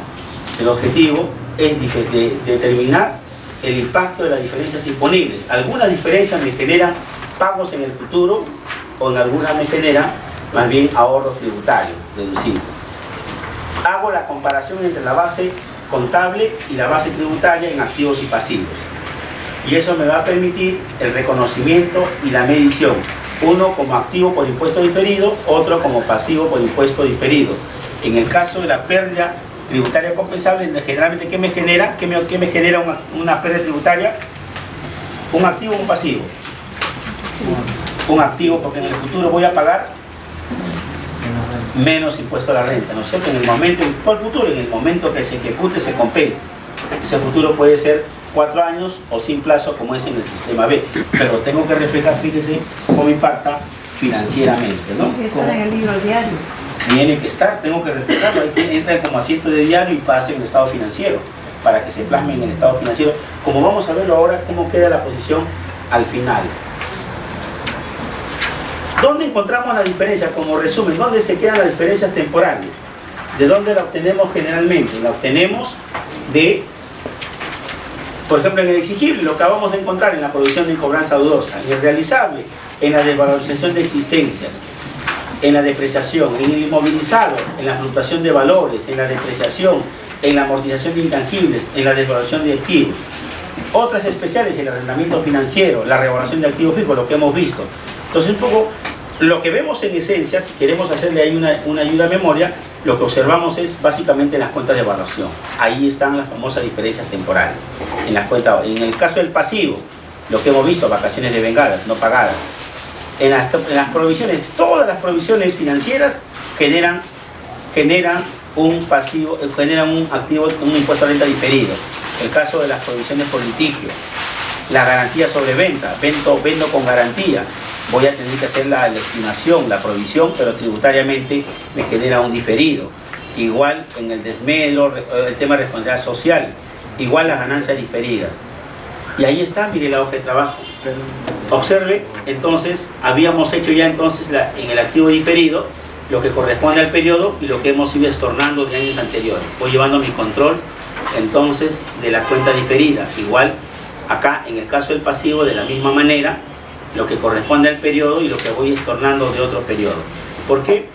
Porque como ya hicimos la hoja de ajuste, ya definimos el tratamiento del impuesto diferido, entonces tengo la nueva posición financiera, ¿no es cierto?, en el registro del activo, y acá para efectos de reconocer el monto del impuesto que por concepto de gasto voy a registrar para efectos del cálculo de la declaración jurada y la presentación del PDT, ¿no es cierto? Entonces, así normalmente debería quedar mi hoja de trabajo, ¿no es cierto? Mis saldos, mi análisis que está en la otra hoja del NIC 12, mis saldos para luego hacer la clasificación y el detalle de la NIC 12 es que cuando yo refleje esto, ¿no?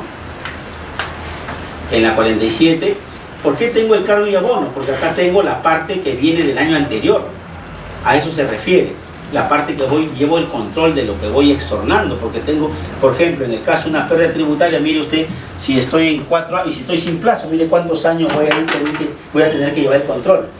¿Se da cuenta? Entonces, porque alguien puede decir, profe, ¿por qué está en cargo y abono? Ah, tengo la parte del activo que corresponde al periodo y la parte que ya estoy extornando. Por ejemplo, en el caso que yo mostré el año pasado 180 y en esta declaración voy compensando, pues voy a mostrar la parte que compenso y voy determinando el nuevo saldo compensable, como en este caso resultado en el sistema B, 550.000. A eso se refiere. Igual en el caso del pasivo. En el pasivo diferido, de la misma manera, voy poniendo lo que corresponde al periodo y lo que voy estornando. En el caso de la revaluación voluntaria, por ejemplo, el excedente de revaluación, voy llevando este control, porque además también me va a permitir calcular correctamente el impuesto, hacer uso del beneficio fiscal. Ahora entremos a el impuesto a los dividendos, que lo dejamos a propósito para este momento. ¿Por qué? Porque como ya hemos revisado, esto lo tienen ustedes acá, todos tenemos, esa es la ventaja, que todo lo que estamos ahí desarrollando está en su hoja de trabajo. Hemos hecho el anillo y tenemos reparos que decimos, y este reparo también está sujeto a la tasa adicional del 5%. O la pregunta, ¿qué reparos deben pagar 5%? Y la última pregunta es, ¿lo informo o no lo informo? ¿Qué me conviene? Y entramos a esa etapa, los permanentes y los temporales. En deducciones hemos hecho lo mismo. los permanentes y los temporales. Pero en la hoja de ajuste tributario y el PDT me ordena que yo precise qué tipo de reparo estoy haciendo. ¿Se dan cuenta? Cuando llena usted la hoja de ajuste tributario en el PDT, ¿se acuerda? Está separadito, ¿no? Dice ahí gastos y sustento, multas y recargos, viáticos, ¿se acuerda? Entonces estamos para analizar este tema de la tasa adicional. Estamos asumiendo que ya estamos en la hoja de ajuste, hemos identificado los reparos, hemos hecho la calificación, pero ahora la pregunta es, sobre todo en el tema de los agregados.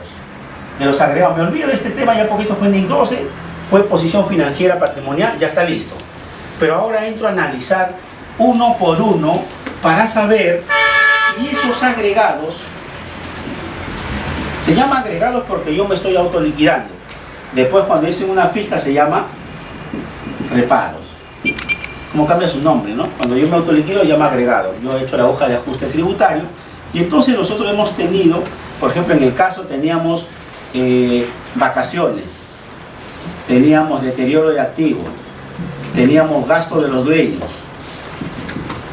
teníamos depreciación de leasing, teníamos IGB de retiro de bienes, teníamos exceso de gasto de vehículos, exceso de remuneración de directorio, exceso de gasto de viaje. Yo recuerdo cuando dije gasto de viaje, tiene que ser viaje de negocio o, ahorita nos dijo, o de placer. Nos ayudó. ¿Te acuerdas, ahorita?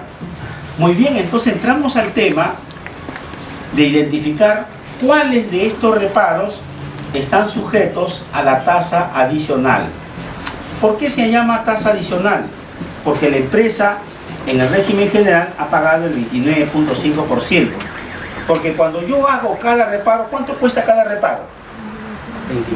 29.5. Entonces cuando el gerente saca 100.000 soles y no rinde cuenta, ¿yo qué le tengo que decir?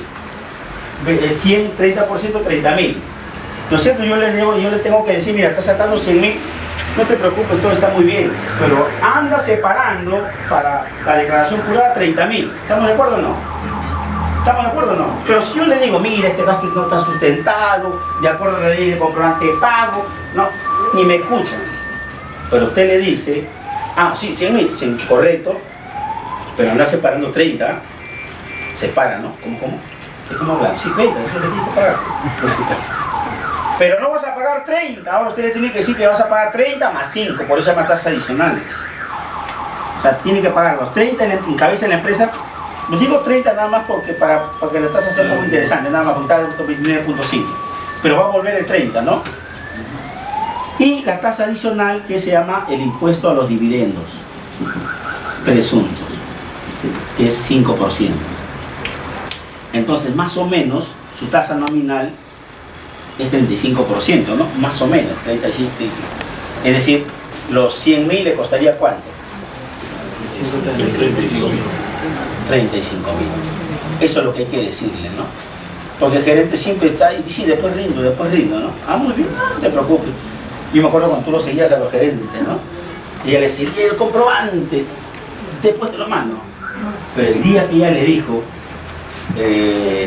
señor Igarashi, no se preocupe, separé 35.000, vamos a conversar, ¿no? ¿Cómo que 35.000? ¿De qué se trata? ¿Qué voy a pagar? ¿No? ¿Cómo voy a pagar? Y es brasileño, ¿no? ¿Cómo paga eso? ¿De dónde paga yo 35.000? A ver si estás conmigo, vamos a hablar. Ah, ya querías hablar, ahora sí quieres hablar, ¿no? Pero cuando yo le decía, dame el comprobante para hablar, decir que mañana te cito y no pasa nada, háblenle siempre de la plata. Dígale que le va a costar esos 100.000, 35.000. Entonces, entramos a este tema de qué reparos tributarios que están en la hoja de ajuste están sujetos a la tasa adicional. Es decir, al 5%, que es gasto no deducible. O sea, lo tenemos que reparar como diferencia permanente. Ojo con ese detalle, si voy a hacer el pago de este impuesto, lo voy a llevar a la cuenta de gasto, pero reparable como diferencia permanente, no es deducible como gasto. Entonces, hay una presunción legal de que cuando hay gastos, por ejemplo, gasto del dueño, es que ha querido llevarse su utilidad bajo la figura de gasto para no pagar el impuesto al dividendo. Entonces, esa presunción legal hace que todo desembolso de caja pase por la tasa adicional del 5%. Ya sabemos que a partir de mayo, ¿qué cosa va a haber? ¿Qué cosa va a haber a partir de mayo? Fiscalización. En tercera, lo que va a hacer SUNAT en el sistema, entra la última declaración, en automático sale la carta de invitación por dividendo presunto. Entonces, por eso hay que mirar esto con detenimiento. ¿Qué dice la ley entonces? Porque acá vamos a tener que pelear con la SUNAT. Vamos a tener que estar preparados, porque mire, usted declara el 30 y luego en mayo, en junio, va a estar la gerencia y dice, ¿sabe? Estamos debiendo renta 10.000 más. ¿Cómo? Oye, ¿cómo si ya pagué renta? ¿Cómo capaz? Tú págalo tú, ¿ah? Le va a pasar eso, ¿no? Porque, ¿por qué no me avisaste que tenía que pagar 5 más? 10.000 más. Entonces hay que tener mucho cuidado en este tema, porque el tema del billete en el gerente, alguien le quiere cargar la responsabilidad. Entonces, si está sujeto a dividendo presunto, hagamos el cálculo ahora. Hagamos el cálculo de su impuesto más el 5% si está sujeto. Pero ¿qué cosa está sujeto? Miren lo que dice la ley, el 24, el hecho de la copia textual. Dice que dividendo presunto, toda suma o entrega en especie que resulte renta gravable de tercera categoría, en tanto signifique una disposición indirecta de dicha renta, no susceptible de posterior control tributario, incluyendo sumas cargadas a gastos e ingresos no declarados. Entonces, movimiento de caja. O sea, no cualquier reparo, no una provisión contable, no, movimiento de caja. Y que no sea plenamente identificable. Entonces, si el gasto es identificable, no es dividendo presunto. Hay que pelear porque SUNAT, en el programa piloto, agarraba todos los reparos, a todos le decía, sí, va a ser dividendo presunto. ¿Cómo que el exceso de gasto vehículo va a ser dividendo presunto? ¿Cómo que el exceso va a ser dividendo presunto? ¿Estás loco? Ahí no hay movimiento de caja y además son gastos de gestión. Eso no es dividendo presunto.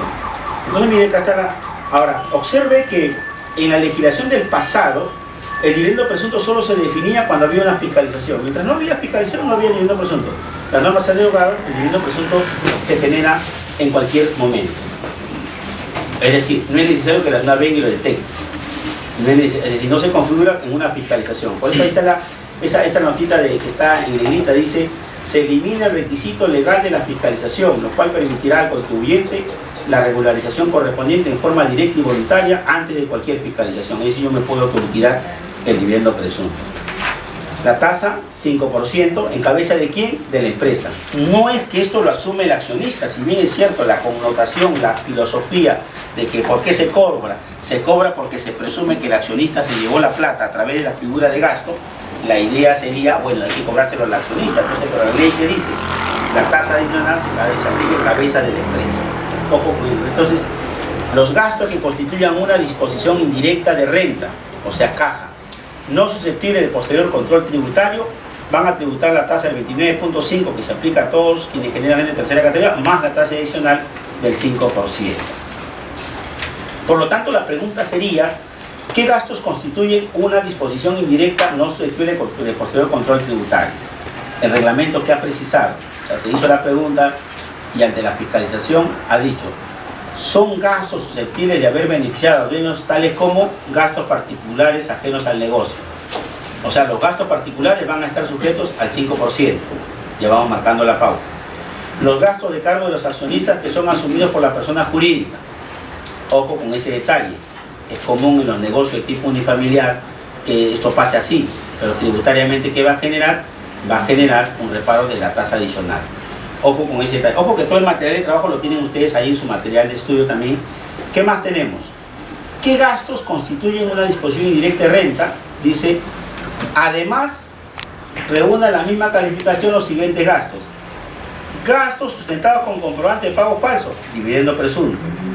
Gastos sustentados con comprobante de pago no fidedigno, dividendo presunto.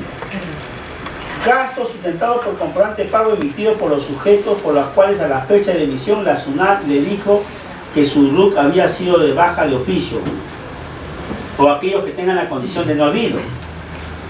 Entonces se entiende que hemos hecho el tamiz, pero si por ahí se ha pasado, hay que hacer el cálculo del dividendo presunto por estas operaciones. Gastos sustentados por comprobante otorgado por contribuyentes cuya inclusión en algún régimen especial no habilite para emitir este tipo. Acá tiene que ver la liquidación de compra. Mucha gente, ustedes seguramente han visto que cuando no tiene cómo sustentar, ¿qué hace? Liquidación de compra. Entonces, ¿qué dice la norma? Cuidado, la liquidación de compra tiene una aplicación específica para actividades puntuales, no es para cualquier desembolso. Entonces, una vez se dio cuenta y le ha hecho dividendo presunto. Una consulta, por favor. Sí, con todo gusto. En el caso del rubro horario, Después las compras son liquidaciones de compra. Ah, en el sector agrario. Claro. Claro. Sí. Claro, Sí. pero ¿qué sucede? Hay contribuyentes. Ojo que el primer contribuyente que va a ser fiscalizado va a ser él, todo aquello que salen antes de la hora, que diga su carta. Ah, que vas a jugar creo por la selección. Muy bien. Careca me ha llamado, Careca. Careca es su esposa.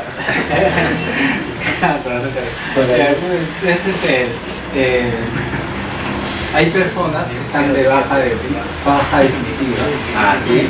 Y pueden decir que es una compra, se pueden girar esa obligación contra esa persona. No, pues no, o sea, va a poder girar si tenía Stone, ¿no? No. Cuando era el manual. No, ahora entiendo. El proveedor Sí, ha tenido su luz, pero ya no, está con baja definitiva. ya está. Entonces yo puedo hacer liquidación de compra de esta persona. Pero si está de baja. No, Sí puede. yo como Claro, cliente que sí compra, puede. el que me vende está con baja. Pero Ah, tú, ¿cómo ¿Cómo cuando- lo vas a claro, pero considerar? después ¿cómo vas a sustentar? Tú vas a pagar dividendo presunto. Claro, pero la liquidación de compra a su nombre de esta persona. A ver, ahí La una traducción. La liquidación de compra solamente se genera a personas naturales con DNI. Claro, pero Claro, si ha tenido y correcto. está con baja definitiva. No es que si la persona tiene RUC no se le puede girar liquidación de compra. Claro. Así es.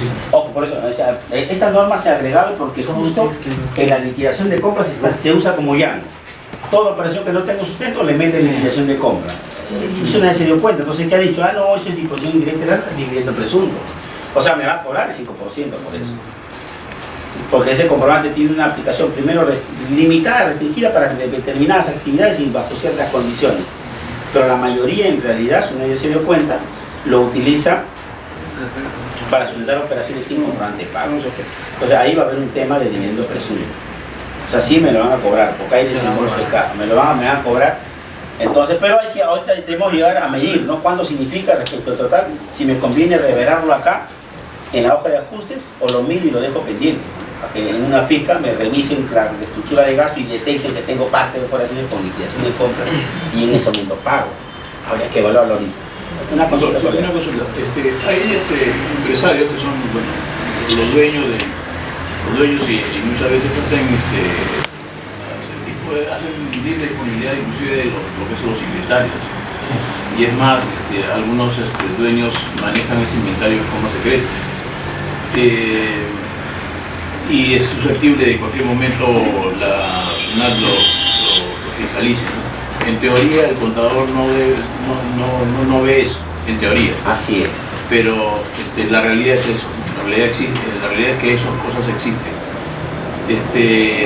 ¿En qué momento la SUNAT puede, digamos, evidenciar alguna señal con respecto a los dividendos, con respecto a la disponibilidad de bienes? Claro, mire, ahí viene el tema de la base presunta. Fíjense, SUNAT tiene cuando fiscaliza tiene dos caminos, ¿no? O lo hace sobre base cierta, libro, registro, contrato de contribuyente, o deja de lado y lo hace sobre base presunta. Entonces, ¿qué va a pasar cuando, por ejemplo, hace una toma de inventario o de un inventario físico o de un inventario documentario? No, un inventario físico de los bienes reales o simplemente un inventario de comprobantes. Saldo inicial, escoge dentro de los códigos de productos que tiene la compañía por algún criterio, frecuencia, vínculo económico, margen de utilidad, un criterio, y le hace el seguimiento y detecta lo que usted acaba de decir, el inventario secreto, el inventario que la gerente dice, no, esto no vale nada, que esté en mi almacén, me hace todo un palabreo.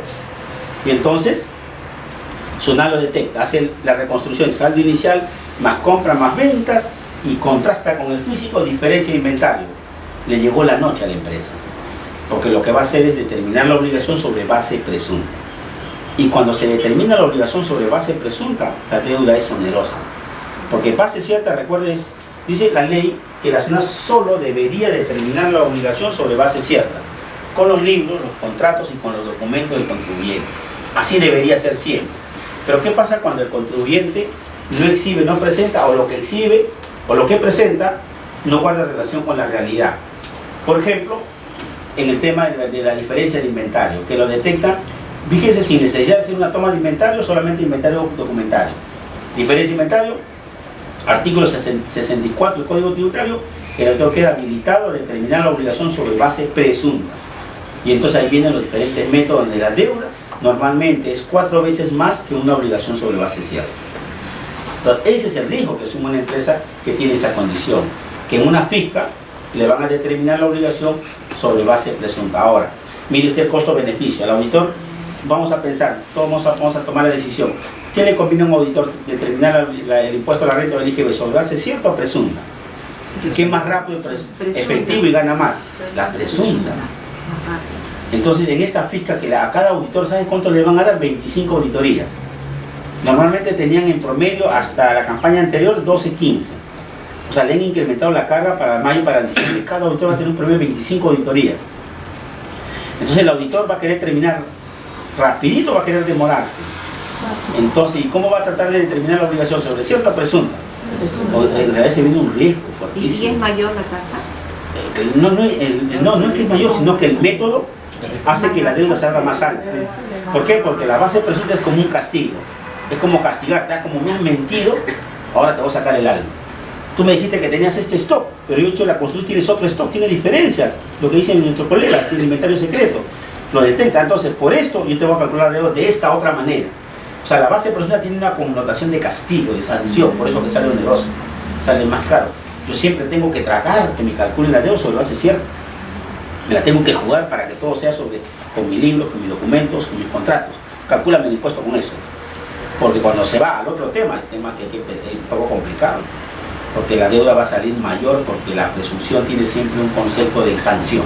Te sanciono porque tú me estabas engañando, me estabas simulando la contabilidad, no estaban todas las existencias, etcétera, etcétera. Entonces viene la aplicación sobre la deuda. Ese sería el riesgo.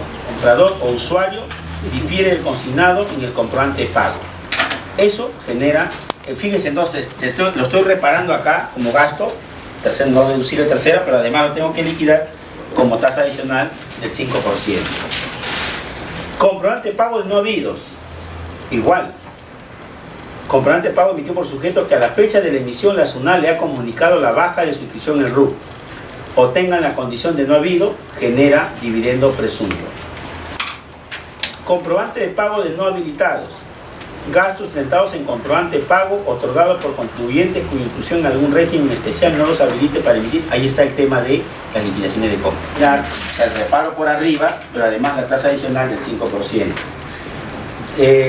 Otros gastos cuya deducción sea prohibida de conformidad con la ley, siempre que implique una disposición de renta no susceptible de control tributario. Otra, ¿cuándo debo pagar? ¿No es cierto? Ahí viene el tema. Ojo, entonces, fíjese que entonces el reglamento, como ha habido problemas con la SUNAT en los años anteriores respecto a qué cosa o no era dividendo presunto, se ha obligado a tener que definir cada operación. Entonces estamos observando entonces que en la hoja de ajuste tributario tengo varias que tengo que separarlas como dividendo presunto. Y ahora vienen, ¿y en qué momento se paga el dividendo presunto?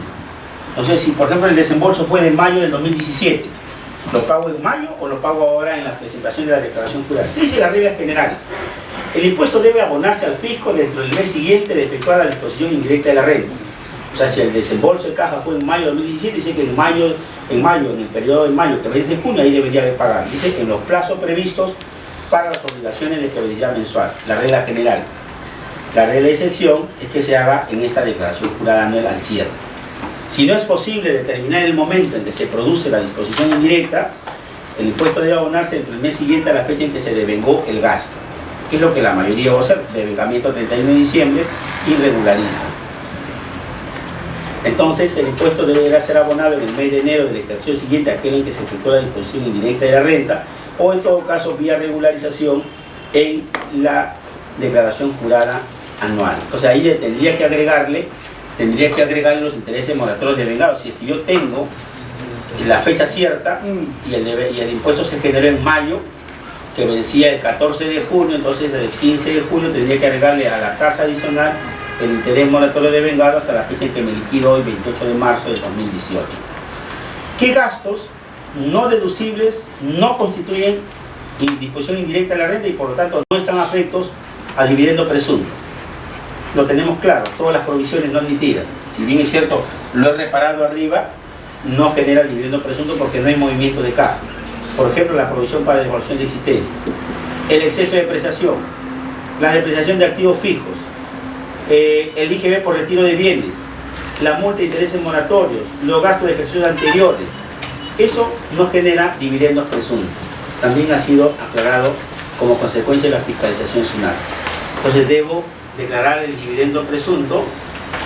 Aquí está el PDT de la renta anual, ¿no es cierto? Acá estamos consignando los montos de los reparos tributarios y voy a evaluar aquellos gastos que tienen la connotación de dividendo presunto.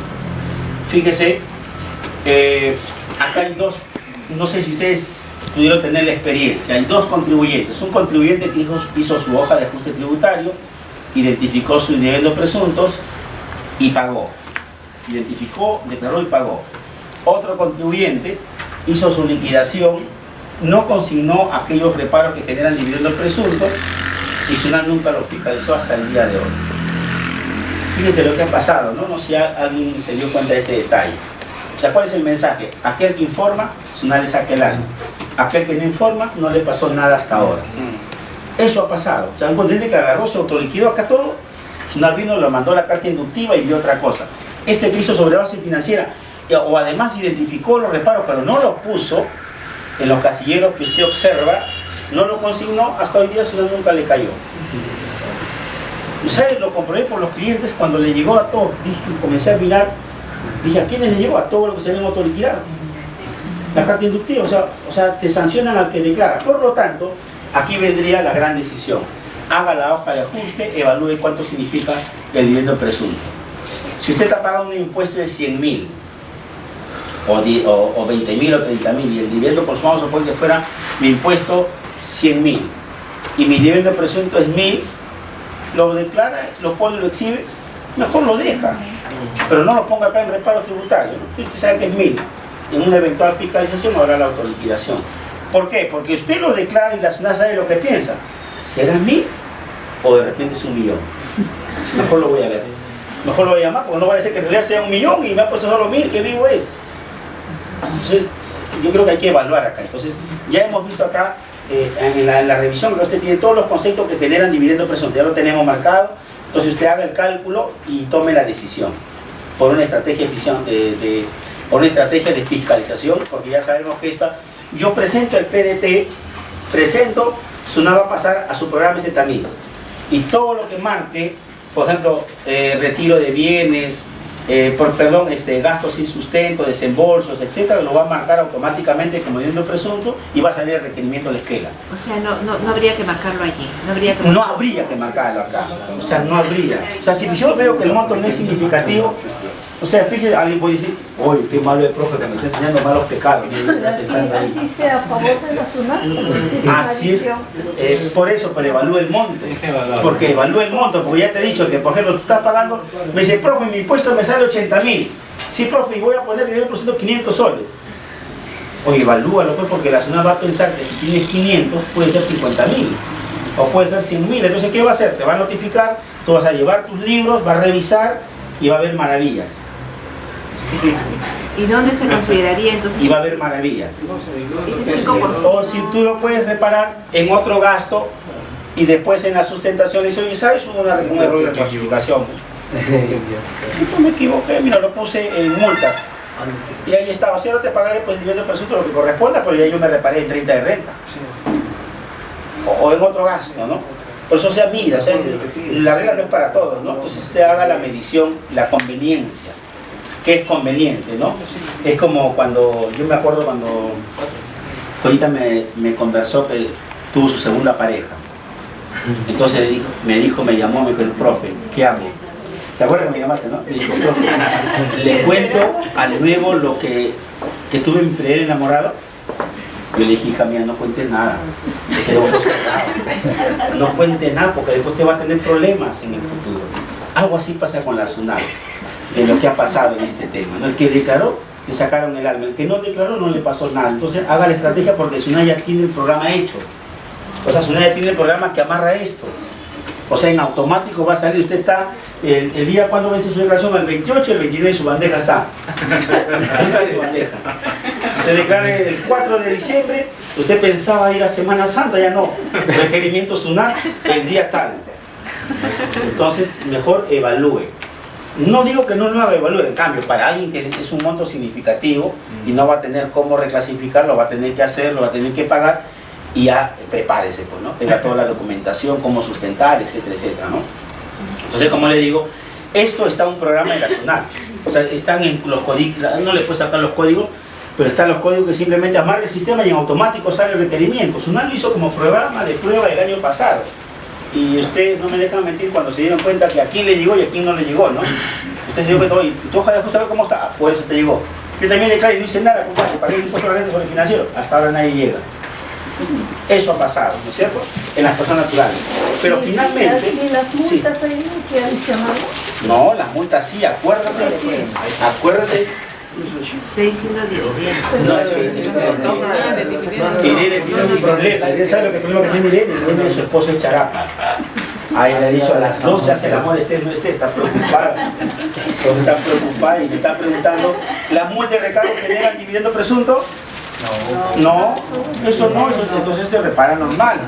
Todos los gastos que la norma, hemos hecho acá el listado, todos estos que la norma me ha dicho, generan dividendo presunto. Entonces esas la mido y defino si me conviene o no autoliquidarme en esta declaración jurada, o si lo dejo para que en una eventual fiscalización lo detecte SUNAT y le pago pues lo que salga, pero cuando me fiscalice. Porque si yo le digo ahora, me va a generar un problema, ¿no es cierto? Me va a generar un problema. Entonces hay que tener cuidado en esta parte. Básicamente acá la recomendación es por lo que ha pasado el año pasado, en la DJ anterior. Eso sucedió, o sea, fue un castigo. Para aquel que declaró, se autoliquidó, le sacaron el alma, al otro no pasó nada. Entonces mejor mío, y por eso le digo, si a usted su impuesto es 100 y tiene por dividendo 500 soles, mejor déjelo, pues repáralo por arriba en otro gasto. O si no, no lo reparo, pero usted lo tiene medido. Le informa a la gerencia, bueno, hay un reparo por tasa adicional de 500, lo va a dejar pendiente cuando lo detecte.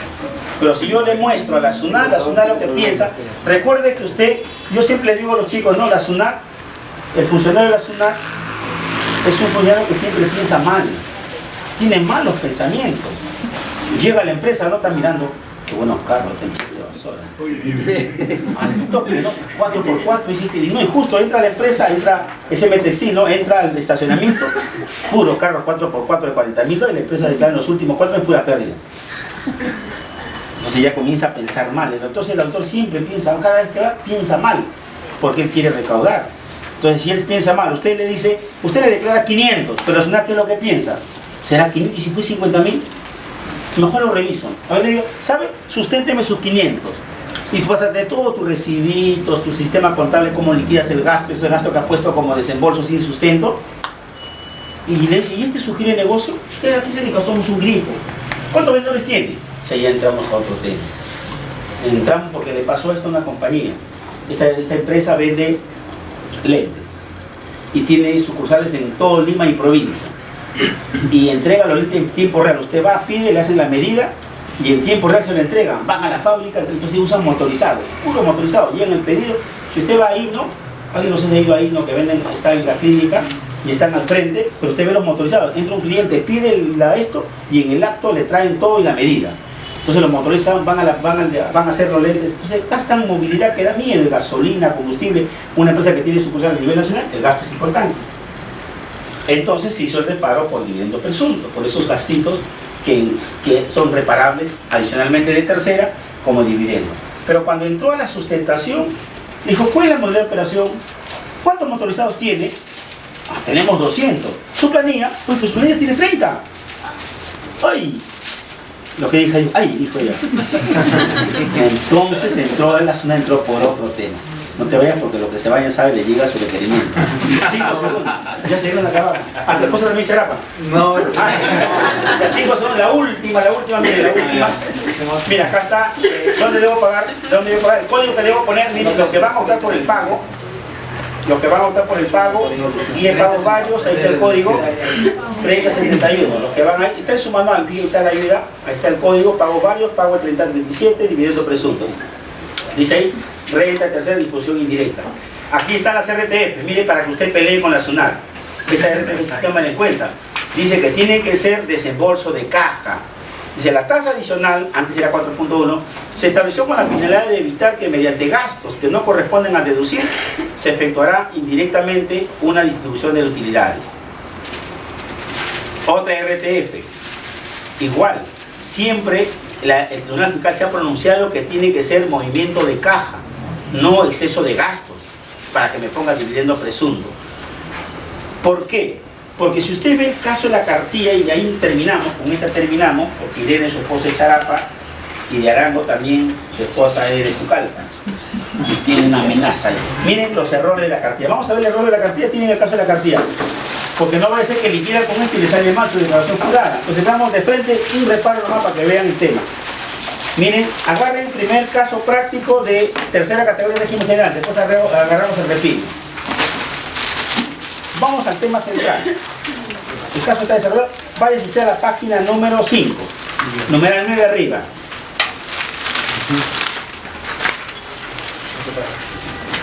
Dice, gastos ajenos al giro. ¿Estás ahí? Página 5, numeral 9. Gastos ajenos al giro del negocio. La empresa tal ha contabilizado como gasto el importe de 85.000 por concepto de arreglos a un inmueble que no figura en el activo de la empresa y no está como establecimiento anexo ni tiene contrato de arrendamiento. En el mes de noviembre ha contabilizado como gasto el importe de 23.000 por concepto de uniforme deportivo, chalecos, polos, zapatillas hechos a favor de una asociación que no está inscrito como entidad perceptora de donaciones. Muy bien, no tenemos duda primero de que son gastos no deducibles, gastos ajenos al giro del negocio. Artículo 44 de la ley es reparable, inciso D, diferencia permanente. Pero mire debajo de pie de página.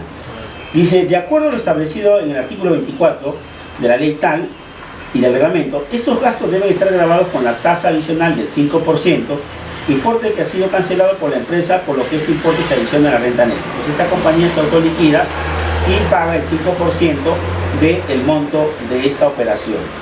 Acá hay uno, entonces tenemos lo que la norma dijo, gastos ajenos al negocio. Pero mira el siguiente reparo de lo mismo, en el mismo caso, usted avanza y eso está en la página 11. ¿Se acuerdan la página que se perdió, no? La página que se llevó Kuczynski, ¿no? Ahora sabemos que se lo llevó, ¿no? Eso era un lobista desde que era jovencito, también este señor. No, desde ahí, ¿no? Mira, desde ahí era un bravo de la salsa y no parecía. Pero estamos en la página 11, numeral 32. Dice, entrega de canasta navideña a los practicantes del personal sujeto bajo servicios independientes. En el mes de diciembre la empresa ha contabilizado como gasto el importe de 660 por la entrega de canasta navideña a practicantes de la empresa y a personal de que presta servicio en relación a independencia. Reparo como tercera, no tenemos duda, de repente si es un acto de liberalidad, pero va a estar sujeto a dividendo presunto porque dice la norma cuando el gasto sea no identificable. Y este es un gasto de gestión, entonces el caso está mal hecho, está mal calculando el dividendo presunto. Ojo con ese detalle. Ahora, mira, ahí está mal. No me doy cuenta que eso está mal. Pero mira el siguiente, ahí nomás, el 33. Dice, la empresa contabilizó como gasto los siguientes conceptos. Compra de su mercado de alimentos, de ropa, zapatos, 3.800. Compra de medicina para familiar de accionista, 1.975. Compra de boletos en avión, familiar de accionista, 8.000. ¿Ese gasto es reparable como tercera categoría? No tenemos duda. ¿Genera o no dividendo presunto? Sí. ¿Está calculado o no? No, entonces tenga cuidado con este caso. O sea, no se guíe de acá. Entonces el mensaje que quería darle. No quiero revisar todo lo demás, pero hay cálculos, no sé qué ha pasado con la SUNAT. No sé qué le ha pasado a la SUNAT esta declaración jurada. Ahora, el mismo error con otros montos se repite en el NIPE tributario. O sea, lo mismo. Entonces, mensaje, tenga cuidado, tómelo como una referencia, pero no vaya a guiarse acá porque está observando usted que hay un contrasentido. Donde debió grabar, no graba, y donde no, al revés. Hay que tener cuidado. Entonces, inclusive la norma dice bien claro, ¿no? Gasto a favor de la actividad personal es dividendo presunto. Pero acá no le calcula el dividendo presunto. Entonces me induce a error. Entonces, y finalmente les entregué dos invitaciones. Hay una hojita que dice planeamiento estratégico tributario en reforma fiscal 2018. El sábado 14 de abril dice cómo pagar menos impuestos, ganar más dinero dentro de la ley. Usted le tiene que decir eso, ¿a quién le tiene que decir eso? Al gerente, ¿no? Señor gerente, quiero hablar con usted. ¿De qué quiere hablar? El planeamiento tributario. Que si usted le dice eso, planeamiento tributario, ¿qué quieres que te paguen en una academia? No, compadrito. Lo que quiero hablar es cómo vas a pagar menos impuestos, vas a ganar más dinero dentro de la ley. Siéntate, vamos a conversar. Tráigale un pollito para el contador, ¿no? Muy bien, entonces eso vamos a estar el sábado 14 de abril de 9 hasta las 6 de la tarde. De 9 a 6. Eso está acá en tu material de vida. 14 o 18. El sábado 14 de abril. Y el sábado 28 le entregué otra que dice auditoría tributaria preventiva. El día 14, antes de la pizca, donde básicamente vamos a entregar el manual de procedimiento de la auditoría SUNAT y vamos a entregar el manual de medios probatorios. Todos los modelos de medios probatorios, según el último requerimiento SUNAT, el correo electrónico, contrato de modelos comerciales, proforma, cotización de servicios con terceros, informe de cumplimiento, conformidad de servicio y conformidad de obra, folleto de capacitación, certificación, fotos, modelos, informe técnico de mermas y desmedros, comunicación a la SUNAT, contenido, plazos y requisitos, guía de revisión del transportista, parte de entrada, parte de salida, hoja de rendición y los procedimientos de auditoría. Ese evento lo vamos a hacer el sábado 28 de abril de 9 a 6, todo el día, en realidad, porque ya vamos a tener los papeles de trabajo. El procedimiento va a ser similar, vamos a hacer así dinámico, les voy a entregar los manuales como ahora. Por ejemplo, Elvira le va a enviar todos los PPT, se lo va a enviar a su correo para que jale los modelos y pueda trabajar lo que está haciendo su declaración jurada. Ya tiene el correo todo. Entonces, hoy día le va a enviar todo lo que esté en físico, lo tiene en forma virtual para que algunos modelos lo voy a necesitar, ¿no es cierto? Igual vamos a hacer con los dos eventos de planeamiento y de auditoría tributaria. O sea, a su correo los voy a invitar. ¿Más preguntas? ¿Alguna pregunta final? Sí, con todo gusto. Usted menciona que a partir de mayo la SUNAT va... Ah, sí. ¿Quién me dijo? Sí. Ah, ¿cómo dice? Cuando hay un milagro, no me digas quién es el milagro, quién es el santo, hermano. Disfruta el milagro y conmigo. Vos el milagro, ve a la playa, vaya a una playa nudista, hermano. Entonces, miren, ahora, para que todos sepan que esto no es una información secreta, parte de eso salió gestión. Una salió en febrero y hace 3 semanas ingresen a ver, está en gestión, está el procedimiento, ¿eh? Están los sectores, o sea, sí ha salido. Esto, claro, nosotros los entrenamos por los amigos. Ustedes saben pues que en San Marcos todos mis alumnos son jefes de la SUNAT, ¿no? Mis alumnitos después de la década pasada, bueno, tengo 20 promociones que llevan mi nombre, ¿no? Se llama promoción de Enrique Saavedra Permeño. Entonces ellos son jefes. Entonces me dice, profe, mira la última, profe, el manual de procedimiento. Ya, bien, hijo, muy bien. Entonces, siempre, ¿no? Cuando vamos a hablar, igual, profe, ¿qué está haciendo por acá? No, tengo este casito, hijo, profe, jurídica, hay una resolución. Se la pido ya, hijo, pasa. Entonces siempre los chicos colaboran, ¿no? Entonces, ellos son los que nos pasan la voz y tenemos desayuno de trabajo con Cámara de Comercio, donde viene el intendente mensualmente y más o menos señala el avance de la recaudación, el plan estratégico y lo que se viene.